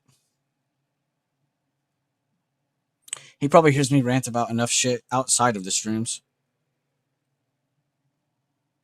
Just made some money trading, so why not share some thanks? Dude, you don't have to do that, seriously. But thank you again, Rigney. You're the best. You're genuinely the best. I got you up there. Also, if anybody did get gifted a membership, please take advantage of that. There is over 100 videos in there. Jay LaFleur, what's up, dude? Just enabled gifts to be received? Fuck. I think it's stupid you even have to turn that on. Like, if somebody's in here and they get gifted, like, that should just be available for everybody. Plus, especially in my streams, it's not like we're like donated subs happen every day. Like, so that is kind of crazy. I think it should be automatically activated if you are actively joining someone's stream. You shouldn't have to turn anything on. Like, if I go join Jay LaFlair's stream 3 times this week, and someone gifts 100 subs, I better be one of those 100 people, because it's not like he's getting 10,000 viewers. It's like, what the hell? I am confused a little bit by the YouTube gifting system, because it generally is a little weird. But to be honest with you, it's not that big of a deal if you don't have the YouTube membership. It's just there. I do provide a shit ton of stuff for them, but I don't like to sit here and be like, sign up, guys, extra value. Like, no, you can just hang out for free. But there is a bunch of extra shit in here. The one thing that's paywalled for my YouTube channel is I can't speak, is the BB Theory playlist. But that's it. But we go over that stuff in stream. It's not like I hide it there and then we never bring it up so I can force people to get it. Like, no, we go over it every stream. We go over theory every day in here. Anytime you hear me say above CDO, it has room to this, that's theory. That's theory as well. We're only saying that because we believe we're holding over a bullish level, so it gives us more probability of going higher. That's all we're really saying. Oh, good. I was loving BB's commentary of the prop firm traders complaining. I'm a prop firm trader myself and had no idea there were MFers complaining. Yeah, dude. And that's what I tweeted. I said, I haven't seen a single prop trader complain from my community, because there's plenty of you in my chat who just kind of do your own thing on the side. I haven't seen a single one of those people complain. And that's why I hold that opinion so strong. That was literally what I tweeted, though. I said, out of all my prop firm traders, I haven't seen any of, or I don't know what I said exactly, but I said, basically, I've only seen noob traders complain about this. I haven't seen any prop firm traders that are actually doing good complain about this. The only people you're going to see complain about that are people who trade prop accounts, build them up, and then sell them to other people, which is a very popular thing if a lot of you didn't know. So this kind of eliminates that, because someone could just go make their own account. There's no restrictions on them. They could just go open a cash account. Complain about what exactly? There's a very small but very loud group of prop firm traders, and it's probably thousands of them at this point, complaining about the new rule that's going in effect soon. The PDT rule getting eliminated. They're complaining about this because, well, I just said why, but yeah, that's what they're complaining about. The new PDT rule. Which is fucking absurd. There's even some of them saying, like, oh, exchanges saw how much prop firms were making and now they wanted to get in on it. Like, anyone saying that has zero knowledge of how the stock market works. Exchanges were making plenty of money before prop firms. They'll be making plenty of money after prop firms. They make plenty off of just orders. Orders alone.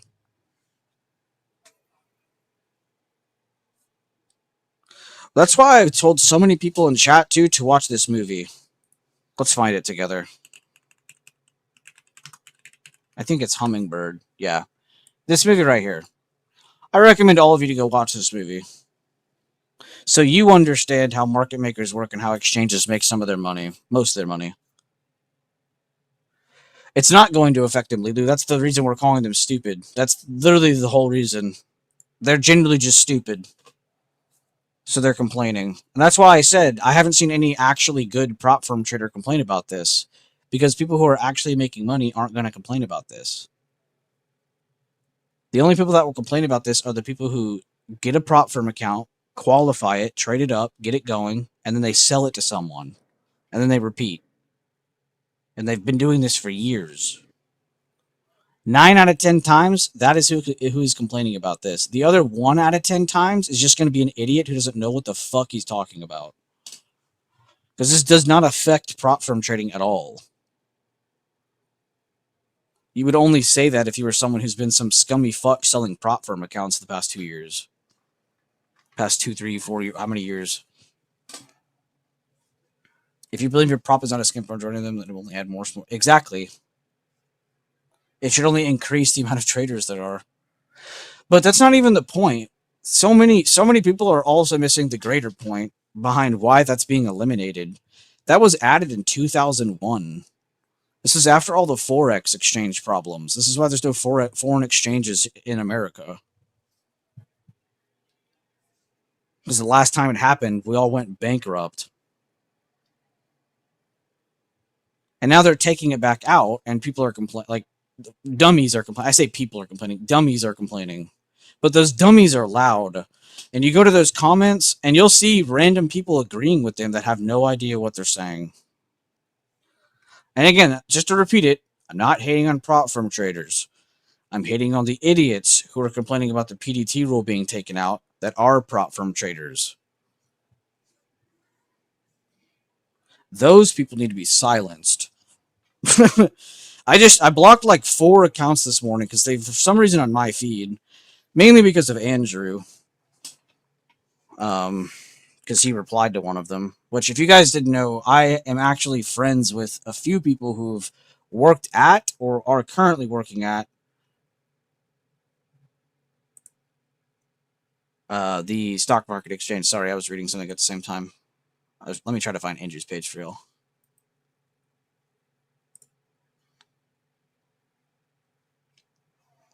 But this guy actually used to own the original stock market group that I belonged to. Or he didn't own it. He was like an equal to me. And the owner was like a scammer that we didn't know was scamming. So we both left, and he got a real job, and I started my own Discord group. But this is the other guy I used to work alongside. He's the founder of Quant Data, if anybody knows what that is. And he's literally worked on the trade floor at the New York Stock Exchange. That's who I used to talk to every day. And he's one of the people calling out the prop firm people. So that's probably why it was on my feed. Champion Vibe, he's doing great. I think he's just super busy. But I just tweeted with him a couple weeks ago. I was supposed to call him, actually, but I didn't. I think I just got nervous. But he's doing great from what I heard. Yeah, we love Champion Vibe here. I like Champion Vibe. Are you referring to the infamous technical traders? I am. That's the same Andrew from Technical Traders. He's a big boy now. Low-key kind of stunting on everybody. I had 5 Andrew bots follow me back in 2023. Jesus. Yeah, he has a lot of fake impersonating accounts. Not him owning them, like there's impersonators of him. He's pretty big. But, like, I bet half of you have never heard me say that. Because I don't come up here to gloat. I don't come up here to be like, oh my god, look at the people I know. Look at the people I talk to. Look at who I've known before. 9 out of 10 people on the internet do that nowadays every day. And it's so annoying. I've had the largest Twitter traders following me since I started my trading account. I bet none of you fucking, I mean, till like last week, you probably never heard me say that. Like, it's actually insane. The only reason these people follow me too is because I was one of the first people to post a pre-market strategy on the internet. Yes, people mark pre-market high and low, but I actually put a full system behind it. And yes, we've kind of adapted from that. It's kind of just part of what we do now, but there's people out there who use just that strategy as their whole thing. It's just how good it is. You just have to know too, like, you're not going to get a 10 out of 10 trade every day. So should you be looking for a quality 10 out of 10 trade every day? No. You should be more on the foot of just prepping for both sides. And if a condition hits or a trigger hits, then go. Sure. But don't try to force or make up anything on the way to that trigger being set. Which is pretty easy to do. I feel like all of you could agree with me on that one. We've definitely all been in a scenario where we're probably should cut and don't, or probably should take profit and don't. We try to maybe not make up things, but just kind of go over things to kind of keep yourself into it. Like, don't do that. You should be so locked in with your system that as soon as something happens, you do it. or or if something happens, you have context. You're like, oh, this means this. Nice. This empowers my idea. Or oh, this kind of takes away from what I was looking at. You know, maybe it's not the trigger, but it's just kind of warming you up for it.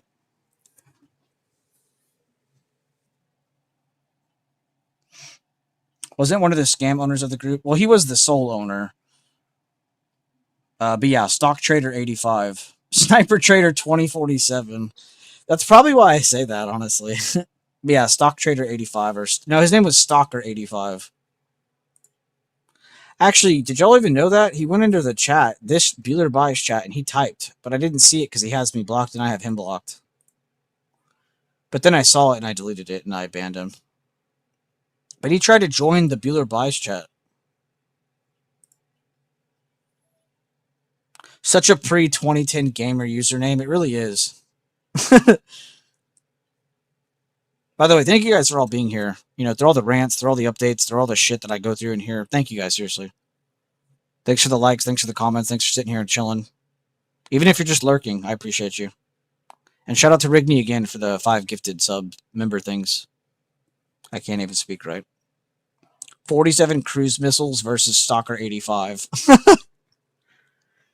Yeah, I won't lie. I had a lot of built-up hate for that guy, but it's just pointless to hash it out again. I was only a moderator, so it's not like I could do anything back then, but it's like, Jesus, bro. We invest 2-3. What's up, bro? All love. I appreciate you. Yeah, if you guys are a lurker in here and you don't ever type or nothing because maybe you're busy or you're just not one of those people who like to type, like, respect. You also keep the channel going.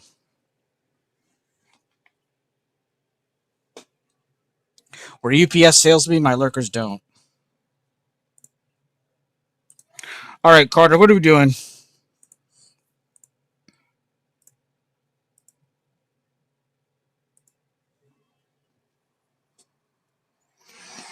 Oh no, the music stopped.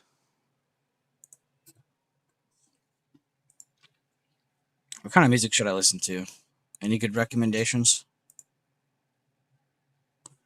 Particularly hip hop, rap. Honestly, I just like good sounding music. It doesn't necessarily have to be any kind of genre. Anything but screamo. I don't like screamo. Where they're like doing that throat singing shit. I don't like that. That was actually a really good example I gave. On UPS or Spy? Carter. I'm assuming UPS because I started the conversation talking about that. That was pretty good throat singing. Damn. Shit, maybe we do like screamo. Oh, good looks, Carter. All right, let's stick to that stop loss then. We accidentally set the best SL of our lives. I like that too because if it loses, it's a very small loss. If it wins, it's a small win. If we get what we want, we're like, we're not complaining. Clearly. Did you trim it all? I did trim. Mainly because I didn't like how it was acting. Yo, Loki, though, I kind of want to see Spy on the 4-hour now that you said that shit. As you can see, I have a 4-hour time frame on here now. Oh, doesn't really tell us much today, actually. The 30-minute the other day was pretty insane. For this chart, and then for XOK. That was like the one thing was this candle. This was the one thing that kept me from like full sending being short yesterday. Was that holding the gap up from previous day close to today's open, at least this day's open, gives you that level. And it held it perfectly with the hammer doji. And then you got a couple green prints after for a new high, new meat close, new higher close, whatever you want to call it. And then pretty much from there, just kept ripping.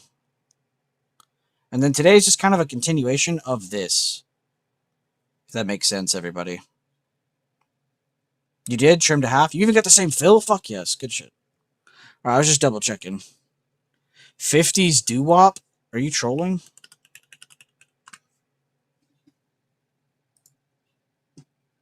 Doo-wop, bop, bop, bop, bop.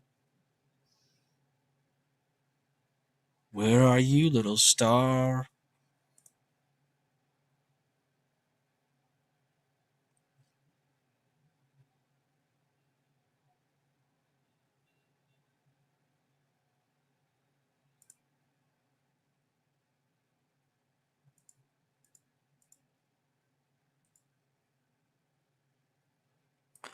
What a picture, bro.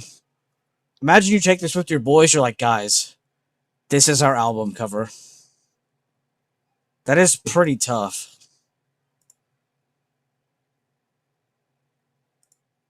Or like that. Like, that's tough.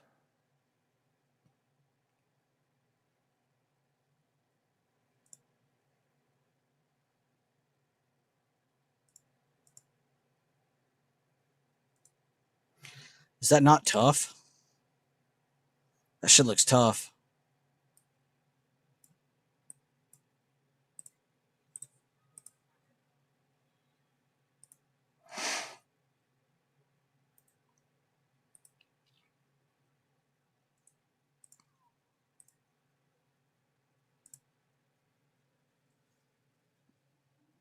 The fucking lads right there. Yeah, they were ladding it up right there. Genuine vibes.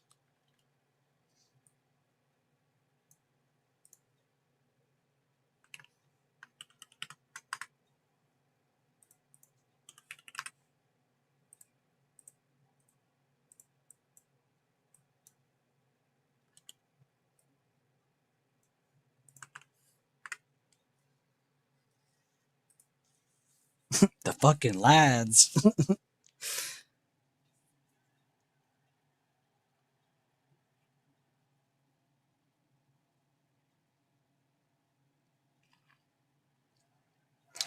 Man, I've been wanting to make more shorts for the YouTube channel, but I have been running out of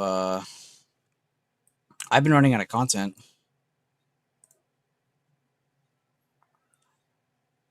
We made way too many.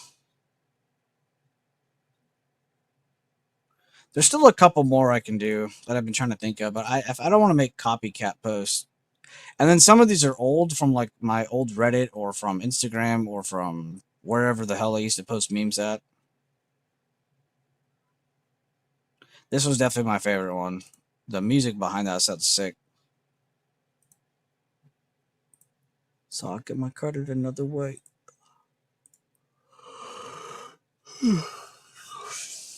Matty Ice. I saw your post earlier, but I didn't want to read it because I wanted to see if you're gonna keep taking it up further. All out triple Q 200%. Matty Ice with the Matty Nice trade. I would also like to say all of that was called out here in the stream. Matty Ice boy. Runners would have been neat, not gonna lie, but thank you. Dude, fuck runners. You just made 200%. Also, it's not about the size of the trade. Think about on the chart what you just did. You got kind of the middle of the run up into basically all-time highs on SPY. Shut up, Ace. He said imagine. Bro just saw a campfire and threw fucking gas on it. That's what I say about other things. Imagine, Maddie. Imagine if you had 100 contracts. Like, that's essentially the conversation we're having when we do that. No, you don't want to hold through earnings. You wanted to hold to earnings. Because as earnings come out, we might see some like pullbacks or maybe not even just pullbacks, but just up, down, consolidate. I almost said consolidation. Consolidation. So if we do get that, now you're going to have a chance at a second dip. But don't discredit your fucking trade, dude. 200% is not small shit. That was not a small trade. Let's stop trying to deteriorate a good trade. That's exactly the conversation that leads to, oh, well, on the next trade, I'll just do different. And then you try to do that and you overextend yourself. And you're like, oh, I got too greedy. Yeah, you got too greedy because you just got a 200% trade and you're trying to tell yourself how you could have done different. Like, bruh, don't do that. That's a fucking huge gain. That's a huge move in the market. Don't discredit that trade. Also, during a time where people weren't really thinking we could keep going up. It's only just these last 2 days that everyone's been like, oh my God, we can go up now. It took so many green days for people to finally flip their decision and go, wow, yeah, actually, the market does look favorable. So that was not an easy trade, bro. Good shit. W's for Matty Ice in the chat. W Matty Ice. Also, he kind of called out every step of that in here. Good shit, bro.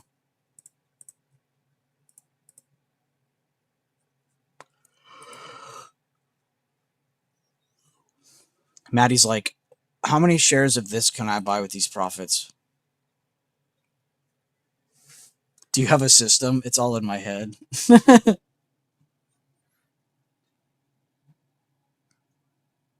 What's up, Ace? How are you doing today? What are you up to right now?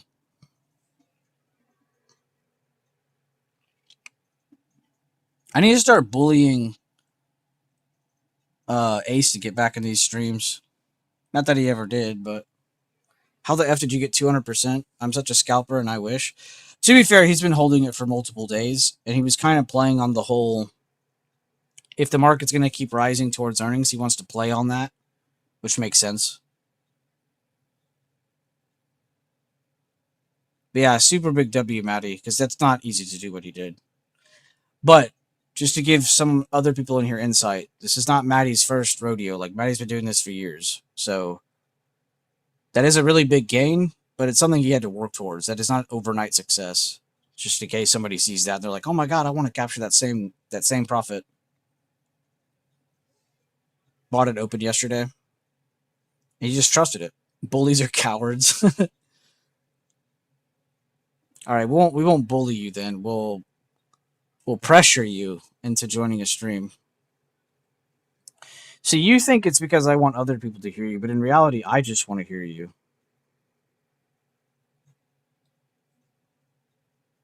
It's legitimately overnight success he bought yesterday. You knew what I meant. Ace is the king of twisting words.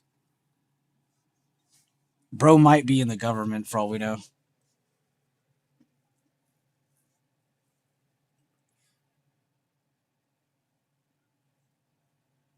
It's legitimately overnight success.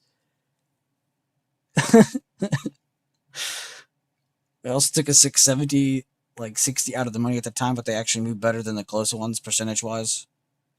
Shit. Insert the wire shit meme.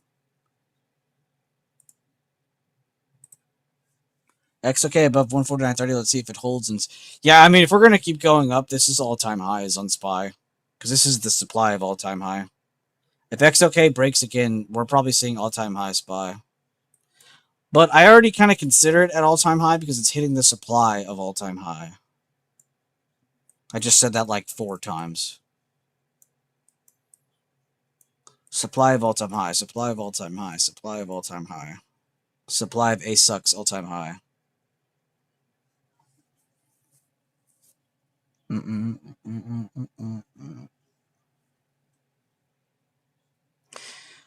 yeah, I didn't really have to watch the sectors as much today. It kind of just felt clear that we were going up to at least this after we got that first initial move. Rope song chart. You know, a little bit of at the beginning of the day, but after we held on to this, it kind of felt like, yeah, we're probably going to go up unless this fails at some point, but it never did.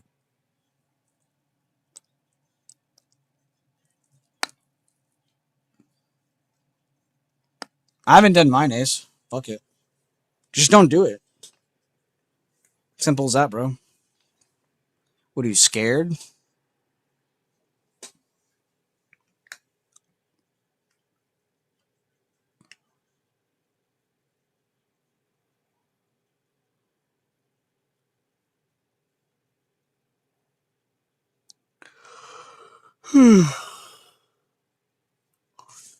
Maybe in time we can start looking at more than just SPY for the stream, but I feel like if you can't at least start on SPY, you have no chance on other tickers.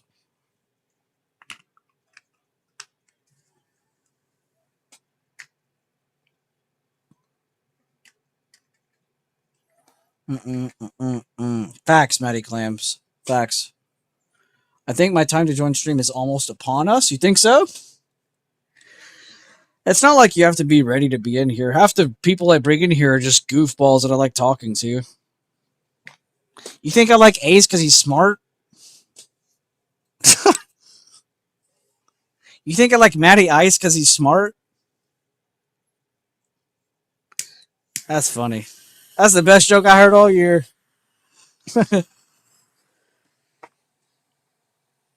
You don't need to be any level of qualified, I'm throwing up air quotes, to be in this stream.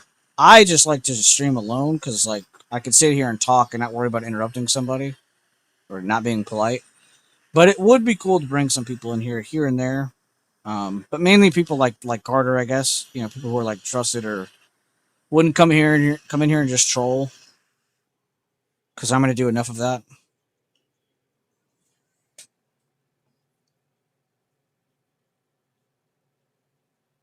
Your long TurboTax. What is that ticker? Do they have a ticker? I wanted to earn the right with my knowledge. Oh, I respect that then. Yeah, I could see that. Where you're like, I had to earn it to be here. I get that. I get that a lot.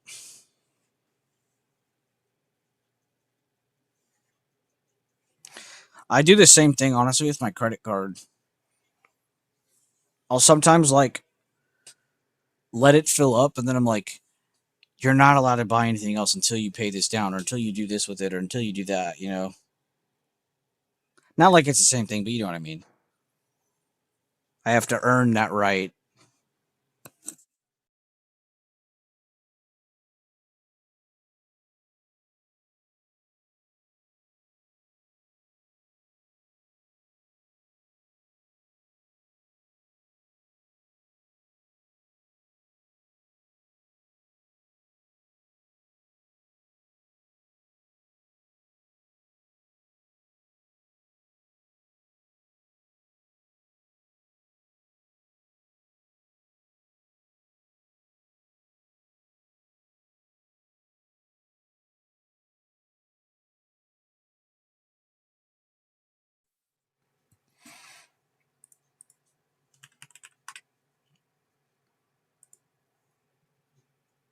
Oh, that's a dollar sign. I thought that said send to. I'm like, I've never heard of this.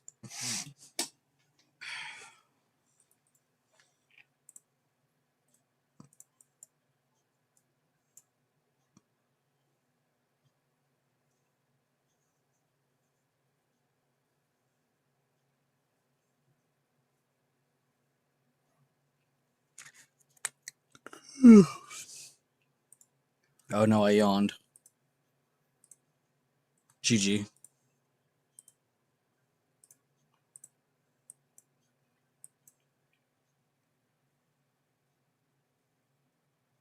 But yeah, Carter, let me know when you're feeling up to it. Try to schedule the day or something.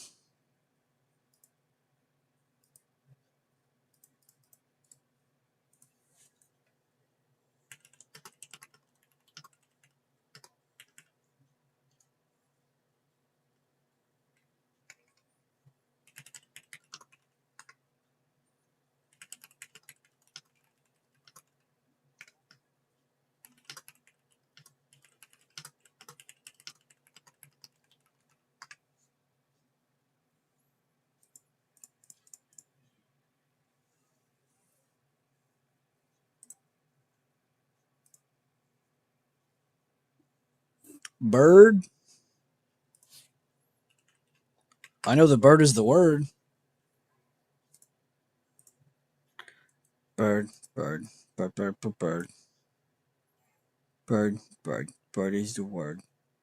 Holy shit, what am I looking at? What am I looking at?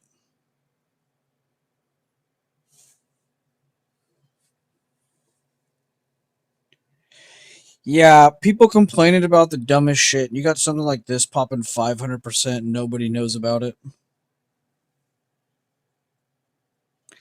It's a shoe company turning a warehouse into a data center. Why does that sound like the biggest scam I've ever heard? A shoe company turning into a warehouse into a data center. What? What is life? Bro, AI still works. You can literally just say AI and you make money. This shit is a joke. Dude, hold up. I almost reposted this in chat yesterday. I gotta find this meme. Somebody find the NVIDIA meme.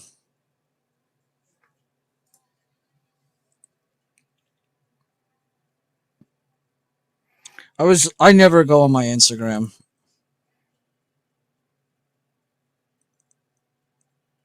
Oh look, I went to Instagram. This is the first thing I did. Oh wait, I probably shouldn't dox Leland, huh? I almost just doxed Leland. That was about to be bad. I went to his Instagram and I said, "You're so handsome." That was the first thing I did. All right, I gotta find this meme now.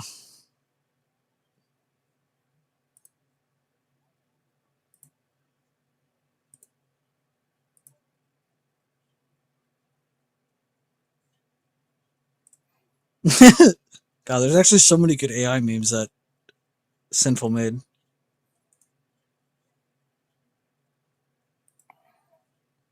Jesus, bro. We were some demons.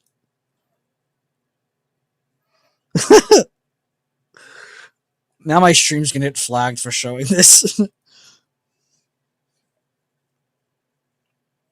We'll keep Bird in the background right there. It's not going anywhere except up. Where the hell is this meme, dude?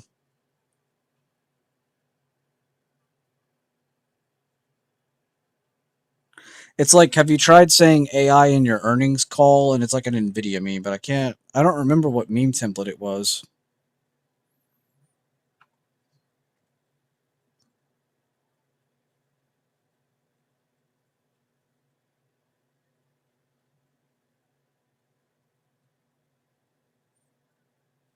Bro, I thought I would find this a lot quicker than I am now.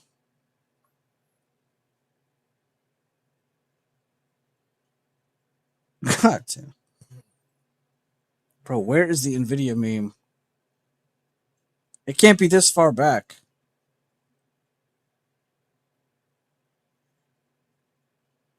Come on, bro.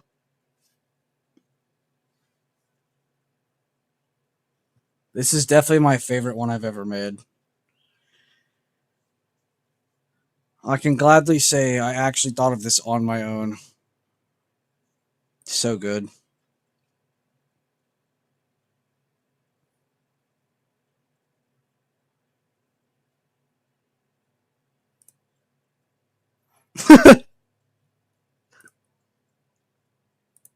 God, this will never not be funny. The Costco hot dog memes are fucking hilarious to me. Okay, well I can't find this meme. I'm just the worst content creator there is on the planet. I can remember the like text, but I don't remember the template. It's like, have you tried using AI in your earnings call? Oh wait, is this it? I found it. It's Jesus. Jesus, please help me save my company. Have you tried repeating AI in your earnings call? This is like when Nvidia started this trend 130 something weeks ago.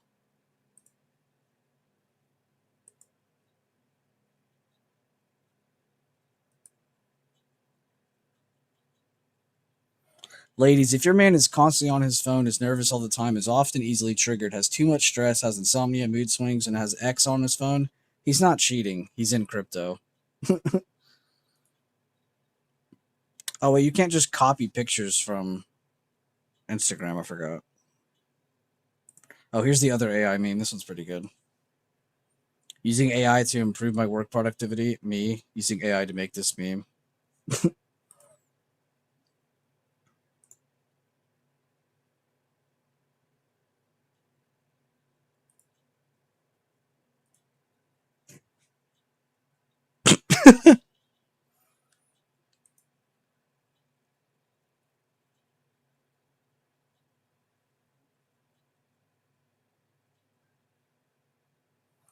God, this is so true.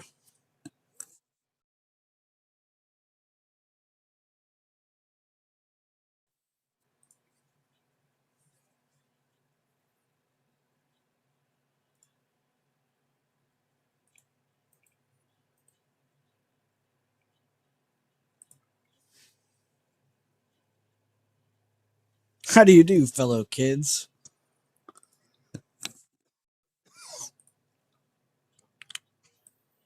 Oh, I know who this is. That's actually someone from chat. I thought that was someone trolling. I mean, I guess he was trolling. That shit's still going up while I'm looking at memes, by the way.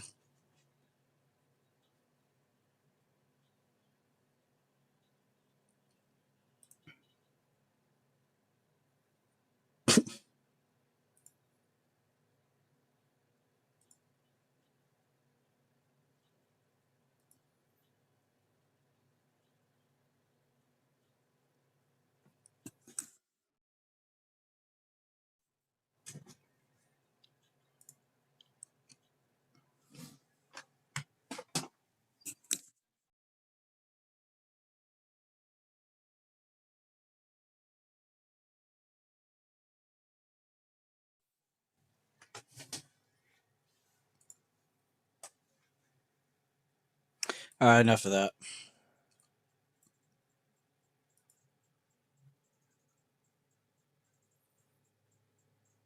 It was literally, yeah, it was 15. When you said it, and I pulled it up, it was about 15. It went up almost $4 more. All right, get me off this demon of a chart.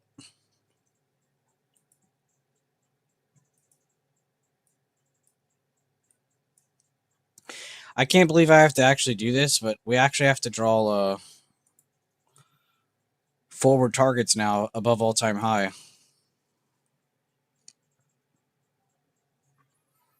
I've been able to do this in forever.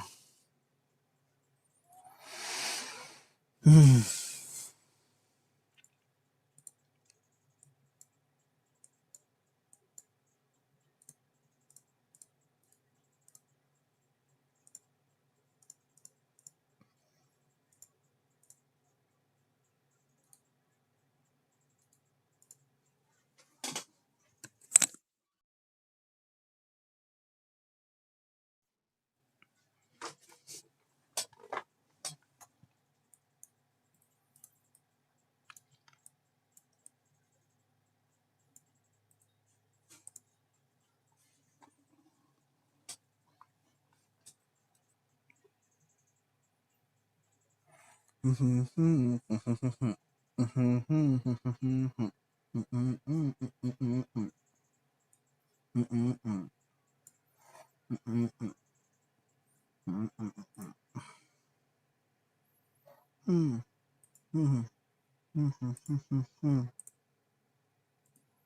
think that's the only one I like.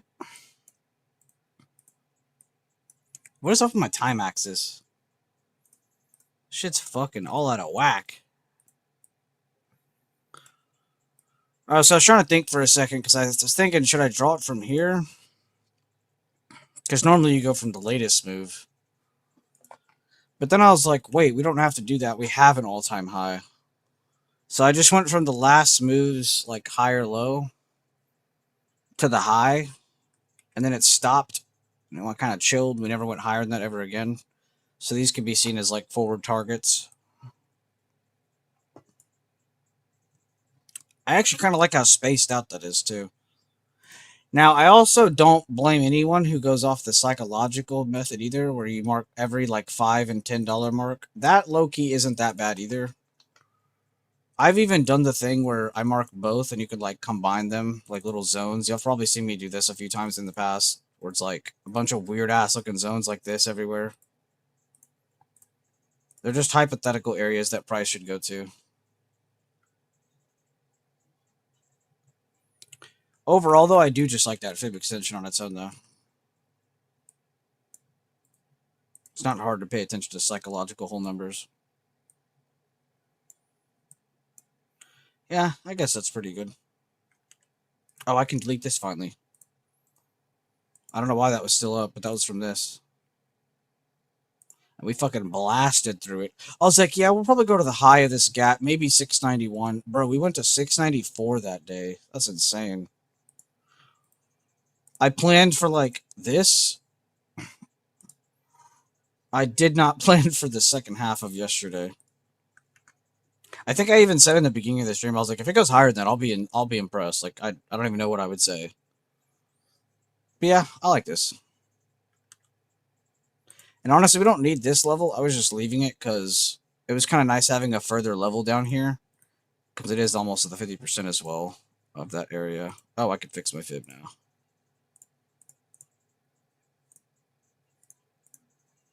Oh my god, they're on the same level. Wait, didn't I do the same thing yesterday?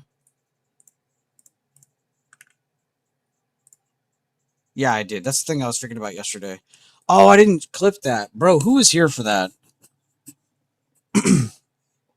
That was the craziest thing I think I've done with charting in my entire time charting. So I marked this level, and I even sat here and like contemplated with like why I'm marking this one instead of that in yesterday's stream. And then I was like, yeah, normally, guys, what I do is I just go from the level and then to the other level, and then I normally just mark 50% of that if I want something in between. And they literally were the same level. That was the coolest, little, dumbest, nerdiest thing we've done. Some people might look at that and be like, dude, you're so fucking lost in the head. But dude, that was, for a nerd, that was awesome.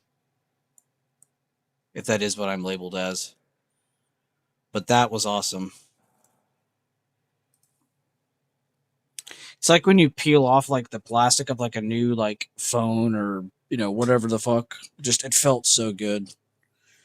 All right, my bad, guys. What's the next level on XLK?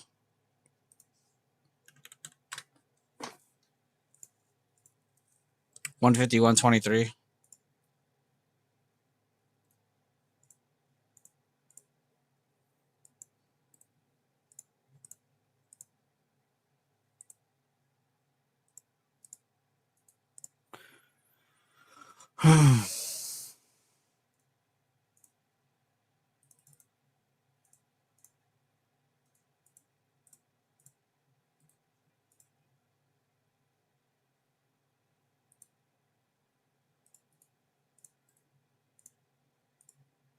Dude, what is going on with the chart?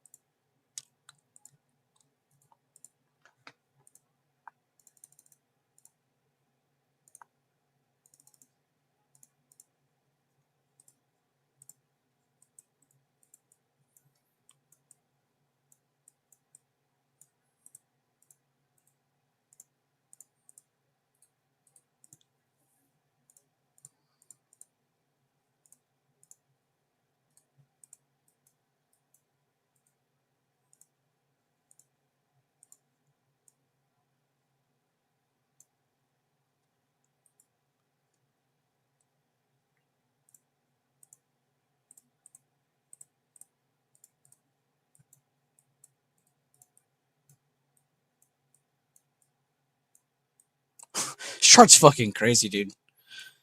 Can you guys remember that I was just saying, like, all right, guys, if we hold this, we should go up. If we break this, watch for more downside. Can you believe we moved this much from that conversation?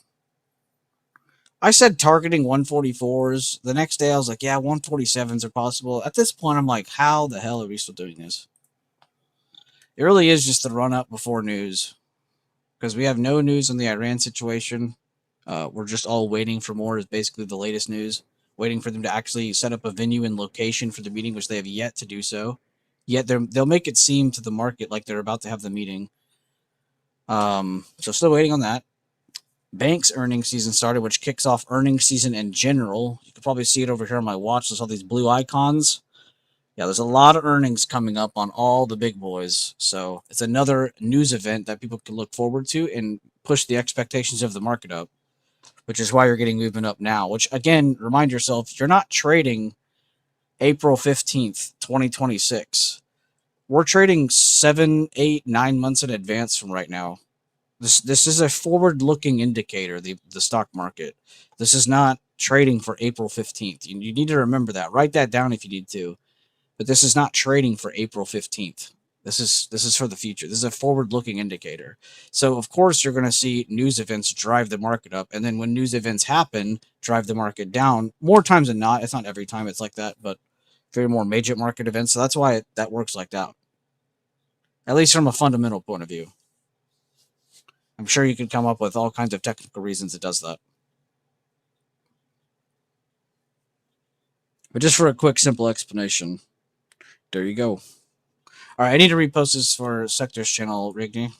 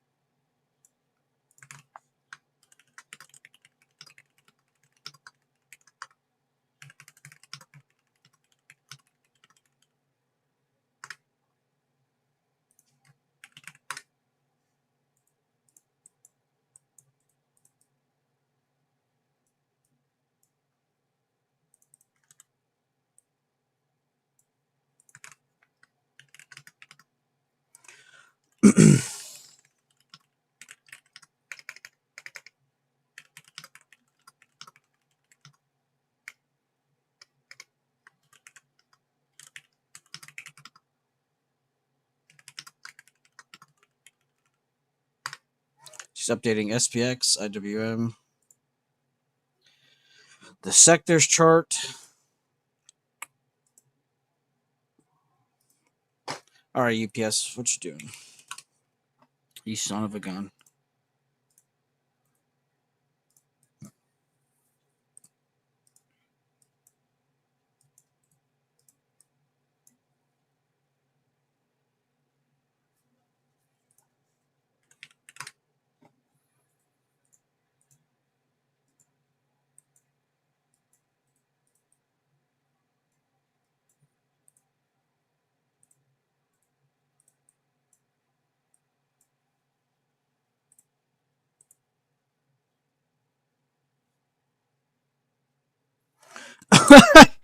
I'm sorry, I didn't read all the YouTube messages. I just saw where you said, "Is there any hypothetical levels above that?" So that's good. I was going over that. Was literally just doing that. LOL.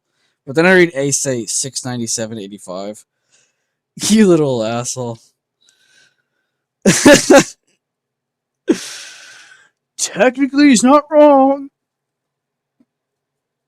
God, that actually made me laugh. I hate you.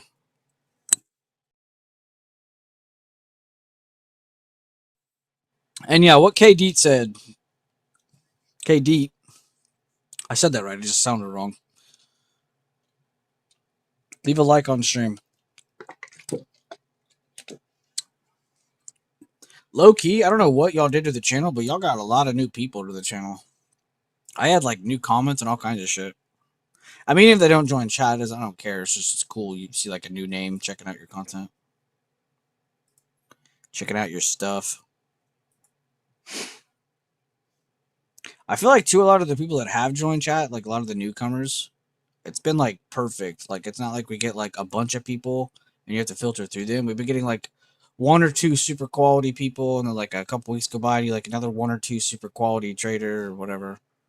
Someone who just like is hungry, or someone who's just like chill and like to go over stuff, or maybe they already trade similar to how we trade, so it's like it's just fun for them to be here so they could talk to people who look at stuff similar.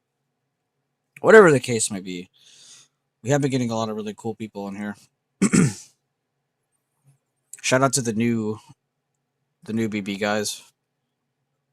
You are welcome. The most humble Ace, the most humble.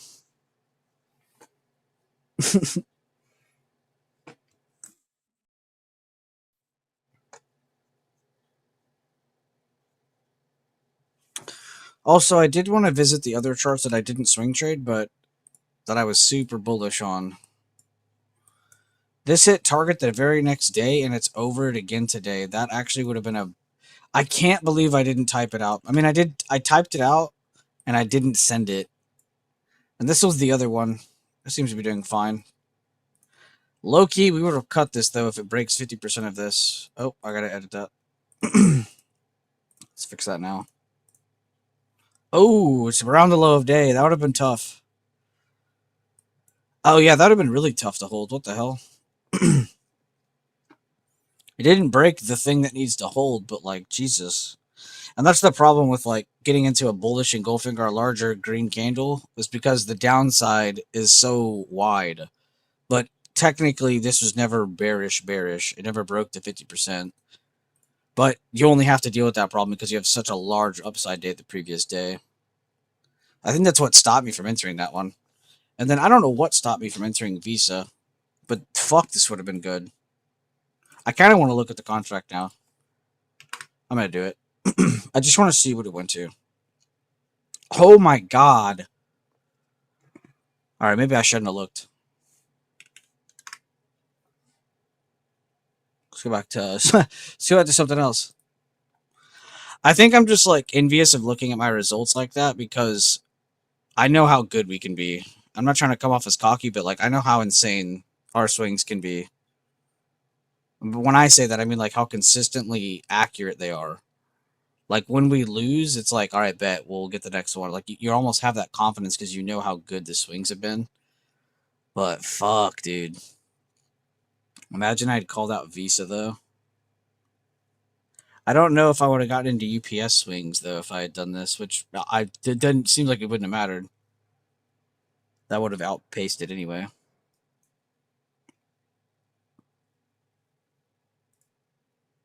Imagine, shut up. I can't breathe.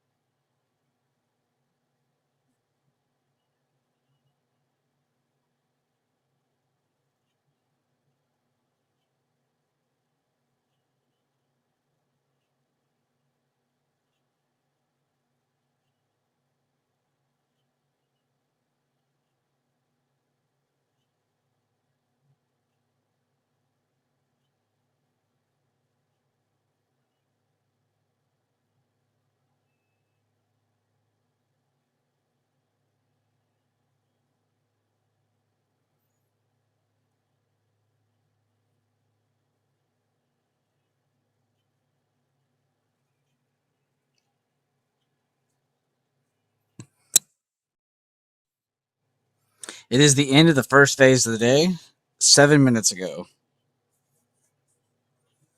So we're getting into lunchtime soon.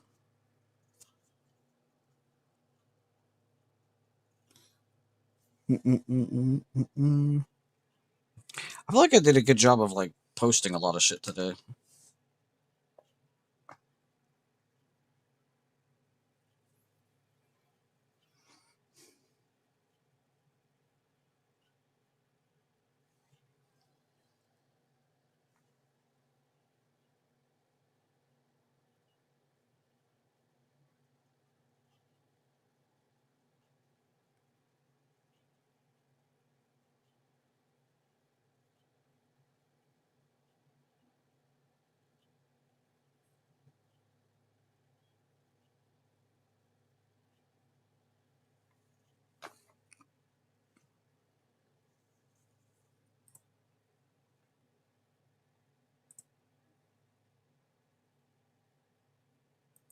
Oh, Letterbuck tweeted it too.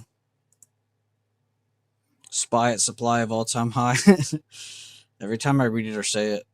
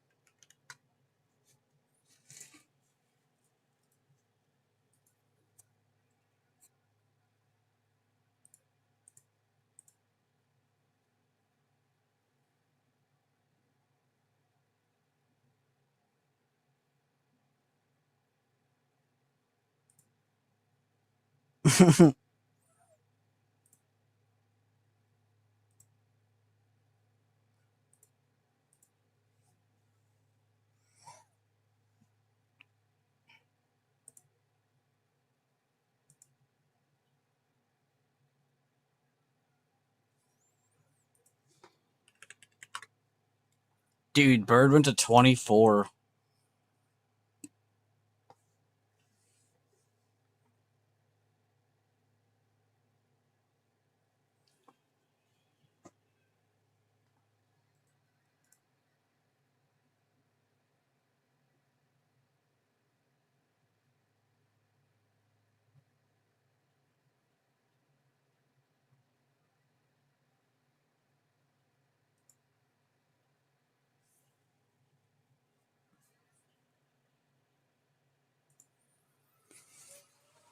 Hmm.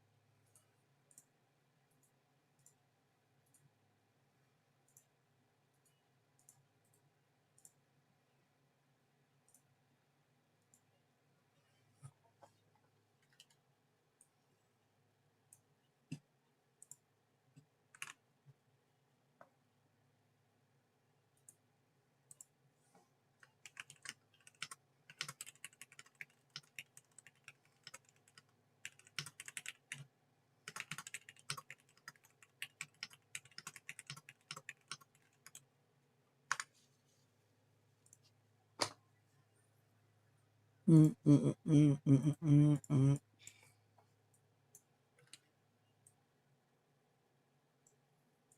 mm, mm, mm, mm.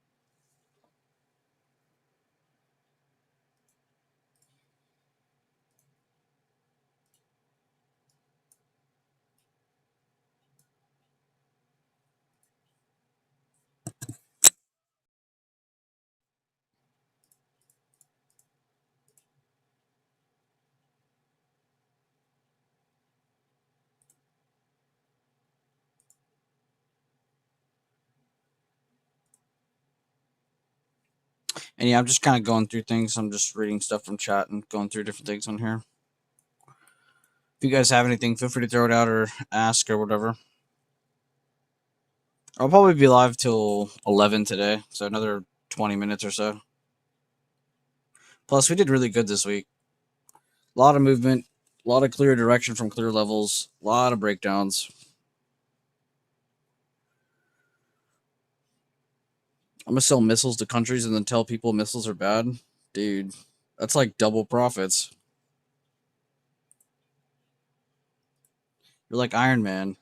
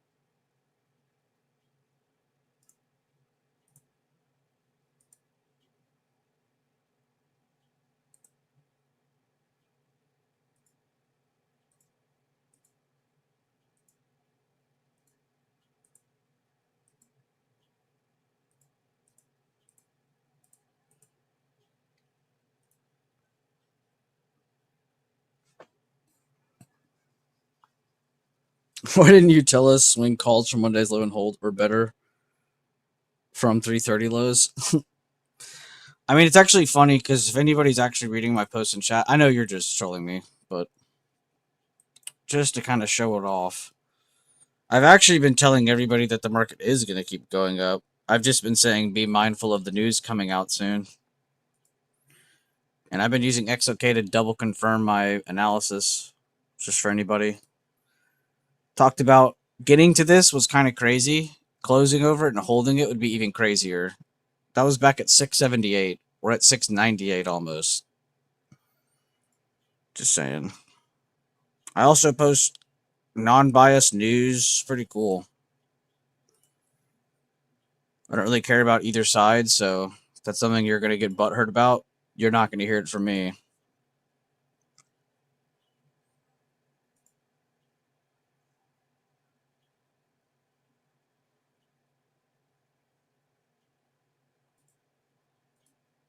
I also post long ass videos.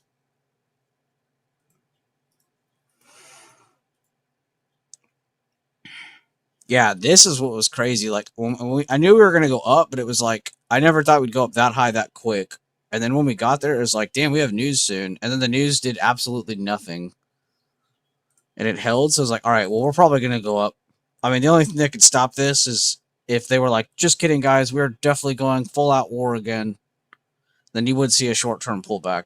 But yeah. Oh, this is from my rant. Crazy. I have this rant in a private Discord channel, and I get like triple the viewers on YouTube the next day. Just saying.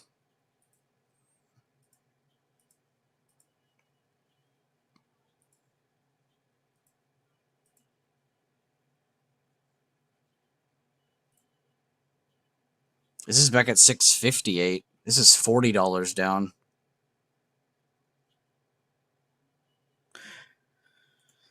Pretty nuts.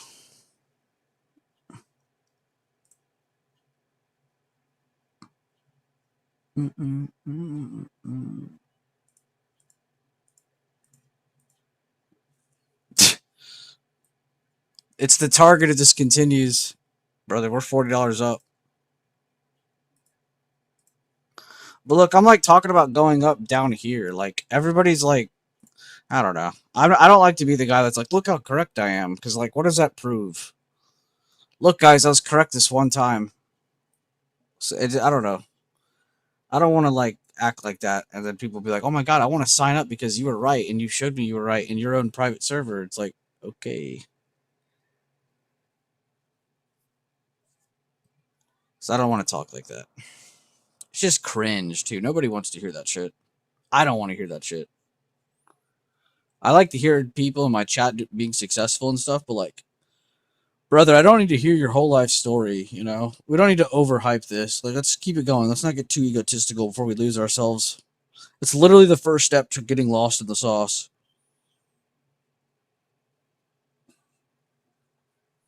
SPX is so close to 7K. I know, it's fucking nuts. Easy market days are over. No, we have plenty of great days ahead of us, in my opinion. Remember, we've been going up and the Iran war hasn't actually ended. Earnings season is upon us, so there's still a lot of movement in the market, in my opinion. Because imagine we have a horrible earnings season and bad news from Iran. Huge moves to the downside, at least early on. What if we have a strong earnings season and the ceasefire does continue and eventually, you know, we finish that out? You know, that's a lot of upside the market can have.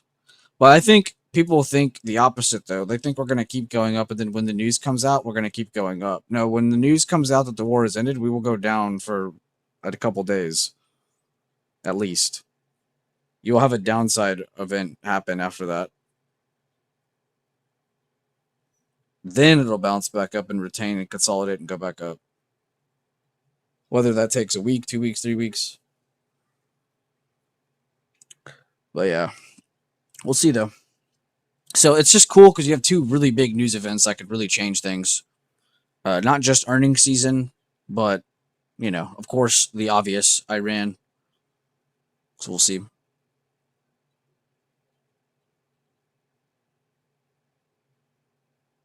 The speed of this recovery has been very impressive, especially how it passed. It literally feels just like the COVID recovery. The first COVID bounce was insane. I remember like on Boeing, it went down below like 89 a share, and then it bounced back up, and it was in the 120s like the next week. Just like what the fuck. So it literally feels just like the first COVID bounce.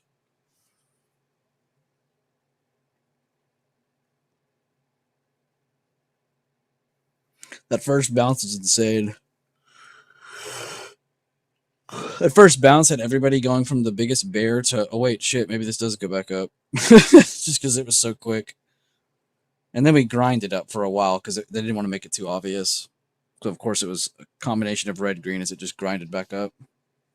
Not just a couple green candles straight up. But that first move was just straight up green.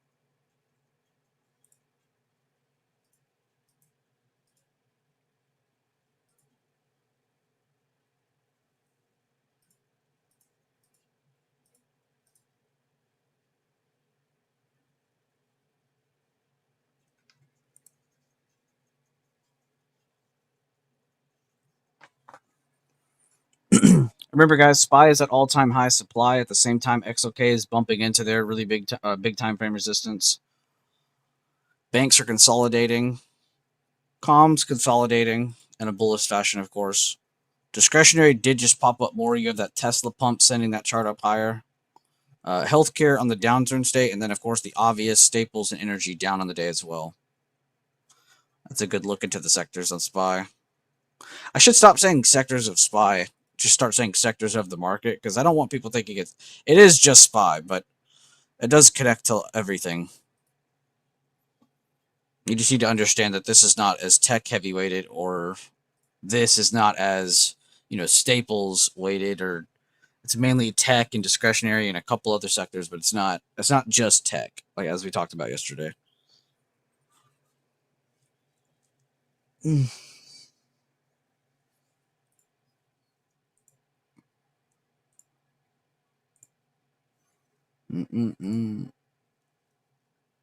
Jesus, Eli Lilly. I was actually looking at that for a short on the daily too, but it just felt weird trying to short healthcare while things were pumping, because this could just as well do that as well. So missed opportunity, but still insane move. I really liked it because of this candle. Got a bearish outside bar, bearish engulfing, however the F you want to call that or look at it. Next day would have been too bad to TP, but that would have definitely given me more confidence seeing that wick there, and then maybe we could have had some extra gains this day. I mean, look at it now. That's just crazy, but still, this was already like $20 move almost. That's insane. A chain is a little pricey too. Still, that was nice to at least see the TA working out. I really like doing that too. If I ever feel like I've traded too much, I try to go find reps of things I'm not going to trade, just to kind of keep myself like active in the mind, but not like, actively risking things.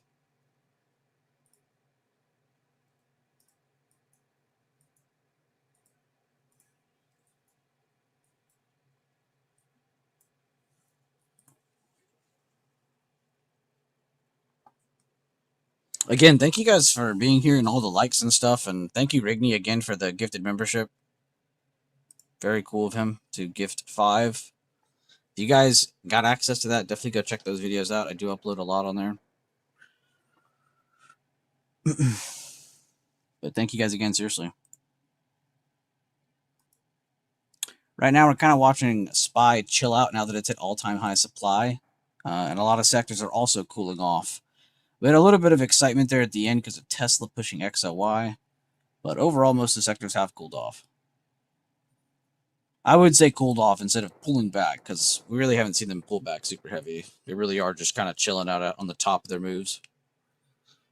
But maybe in the next, hour or two, we see some setup for that pullback end of day. Maybe not. Maybe it just consolidates, then picks back up and makes a new all-time high on SPY. Definitely something you'll have to progress with by clicking through your sectors over time. At least for the day.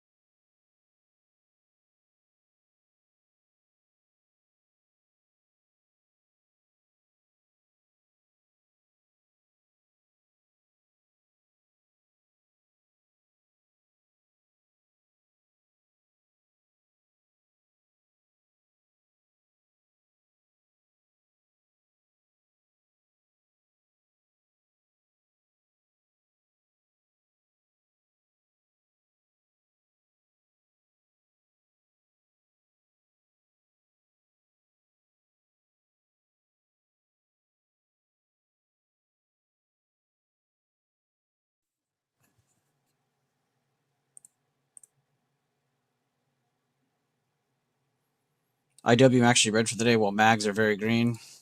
It is definitely fitting. Which again, noting things like that is good. If small caps aren't moving too much, I would even just say they're flat today. I know they're red on the day, but I mean, like, chart wise, they really are just kind of flat in that range. But it makes sense that it has to get out of the way to allow the big boys to move a little bit more today. And if you go look too, a lot of your biggest weights are moving a lot today. I know Amazon isn't, but Amazon was a little early, as you could see yesterday. Microsoft popped off today. I know people in chat are blowing up about Tesla, but there's a lot of big weights that have done this today. Tesla is definitely the most impressive though. That is a 7.5% move. So that one is kind of nuts. But it's not alone. There's a lot of big boys doing that today. A lot of big uns. You see some of your banks, your healthcares are slowed down. That's most of these red stocks right here, though. You got Google, who's literally flat, and then Amazon. But I wouldn't say they're red. I would literally just be like, nah, they're probably just cooling off because they just pumped a day early. And then these are all pumping now. Meta, Tesla, Apple, Nvidia, Microsoft.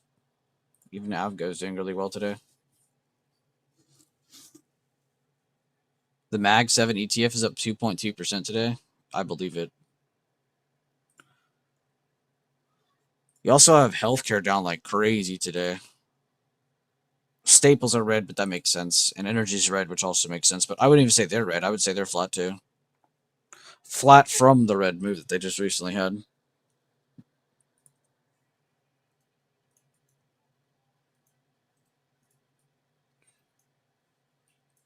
Trying to keep 700 at the top, just to kind of keep a psychological number there.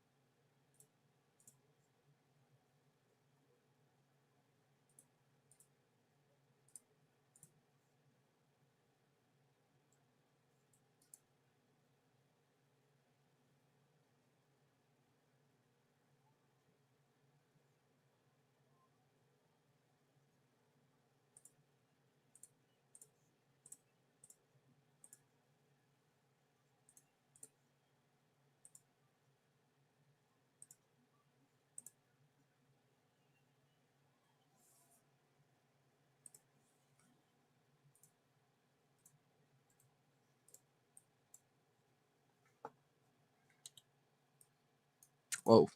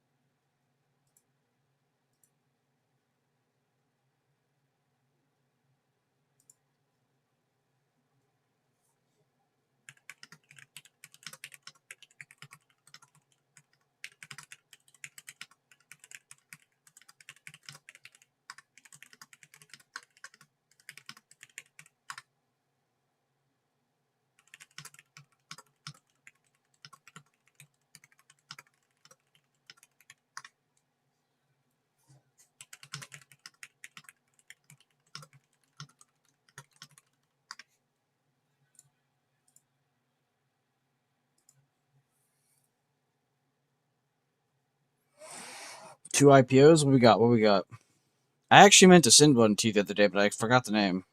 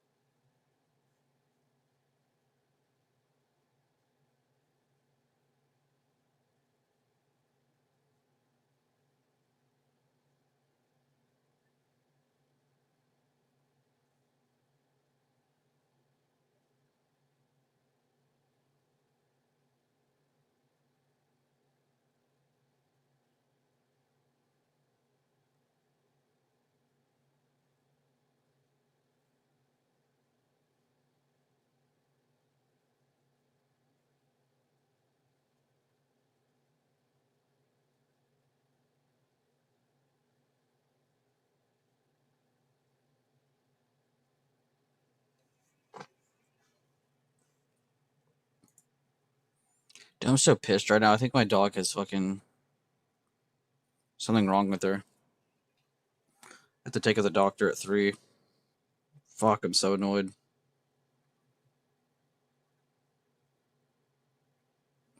A kidney or bladder infection.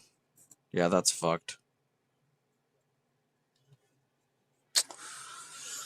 If it ain't one thing, it's another. It's a motherfucking another.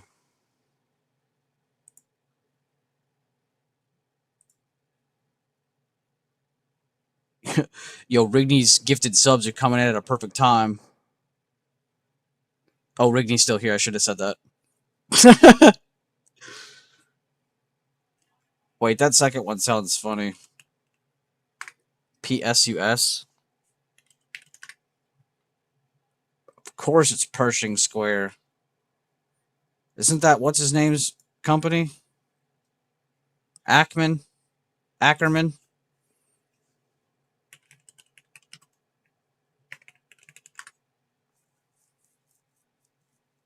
Yeah, Bill Ackman. Never forget Pershing Square. Bill Hell is coming Ackman.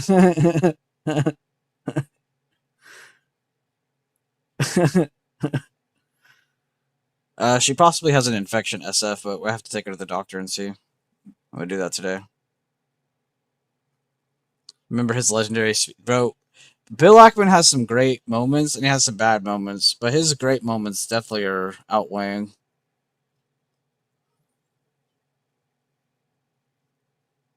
I've really only hated on him for the Netflix trade he did, but everything else he did, honestly, I don't mind Bill Ackman.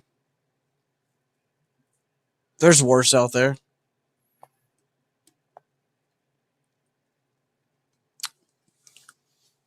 Who would you take in a fight? Bill Ackman or fuck, what's his name? The Dallas Maverick guy. Mark Cuban. Who you taking?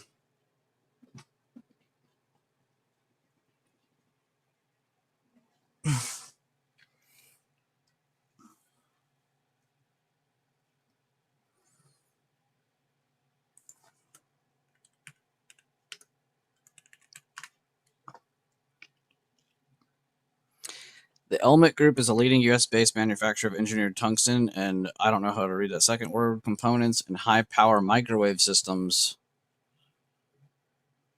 All right, now what's this other one?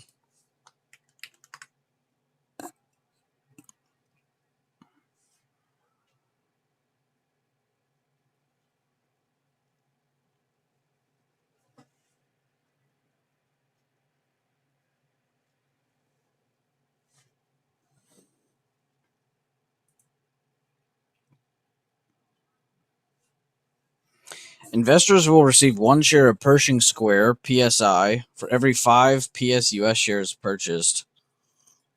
What? How is this not a scam?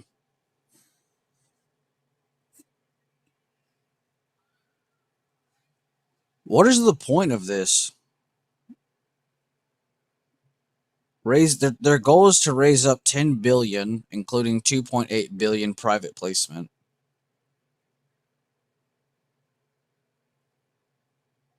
Minimum investment. You have to own at least 5 shares to participate.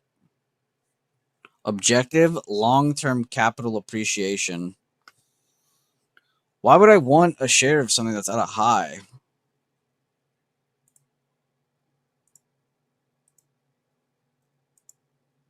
I guess if you're a Pershing believer, this makes sense.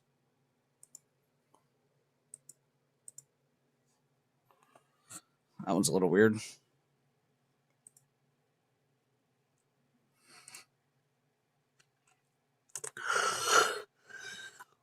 You're taking Mark, Bill Ackman, backed by the Mossad and Palantir, joking for CIA purposes. For my IPO strat, it works best when there's a lot of hype. A lot of mentions on X means better odds. Oh, okay.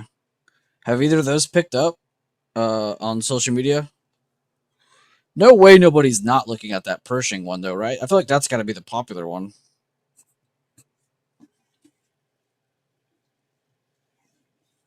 People always eat up what Ackman puts out.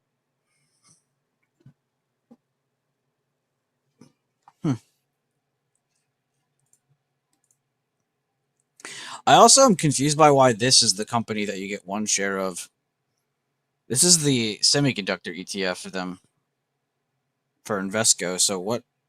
Like, how does that relate? It'd be like if I was like, guys, for every 5 AMD shares you get, I'll give you a share of Home Depot. You'd all be like, why the fuck is it Home Depot he's giving us?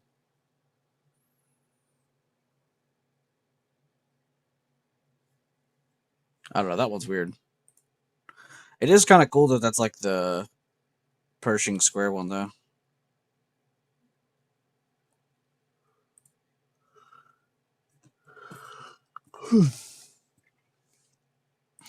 All right. Well, I think I'm going to end the stream here. If you guys have anything, feel free to drop it here at the end here. Let me know what you got. Any questions, anything like that. If not, feel free to leave a thumbs up on the stream if you enjoyed it. If you didn't, tell me that you hated my stream and you're unsubscribing. Let me know. Yeah, I guess that's about it. We're still just kind of in the same seat. We're bullish, but we're expecting news events soon. Not just from Iran, but also from your earnings report season. So we'll see how that all goes. For your information, my strat is to sell within 30 minutes of getting it. Yeah, I know what you were doing. Unless you're just letting them all know. But yeah, he's not like buying these and holding them forever. I probably didn't need to do such a deep dive. I just wanted to know what they were out of curiosity, though. I don't know. They have 1 and 2 week until IPO. But thank you, guys. Thank you, Rigney. Thank you, seriously. Thank you, Garden. Thank you, Jay. Good to see you again, bro. Appreciate you, Data J. It's funny. We have old J and other old J in here at the same time.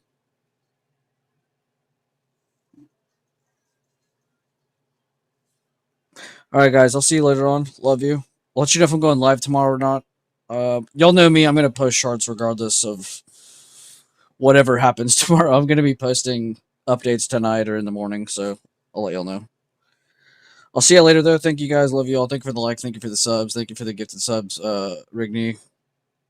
And yeah, see you guys later on. Check out the Discord.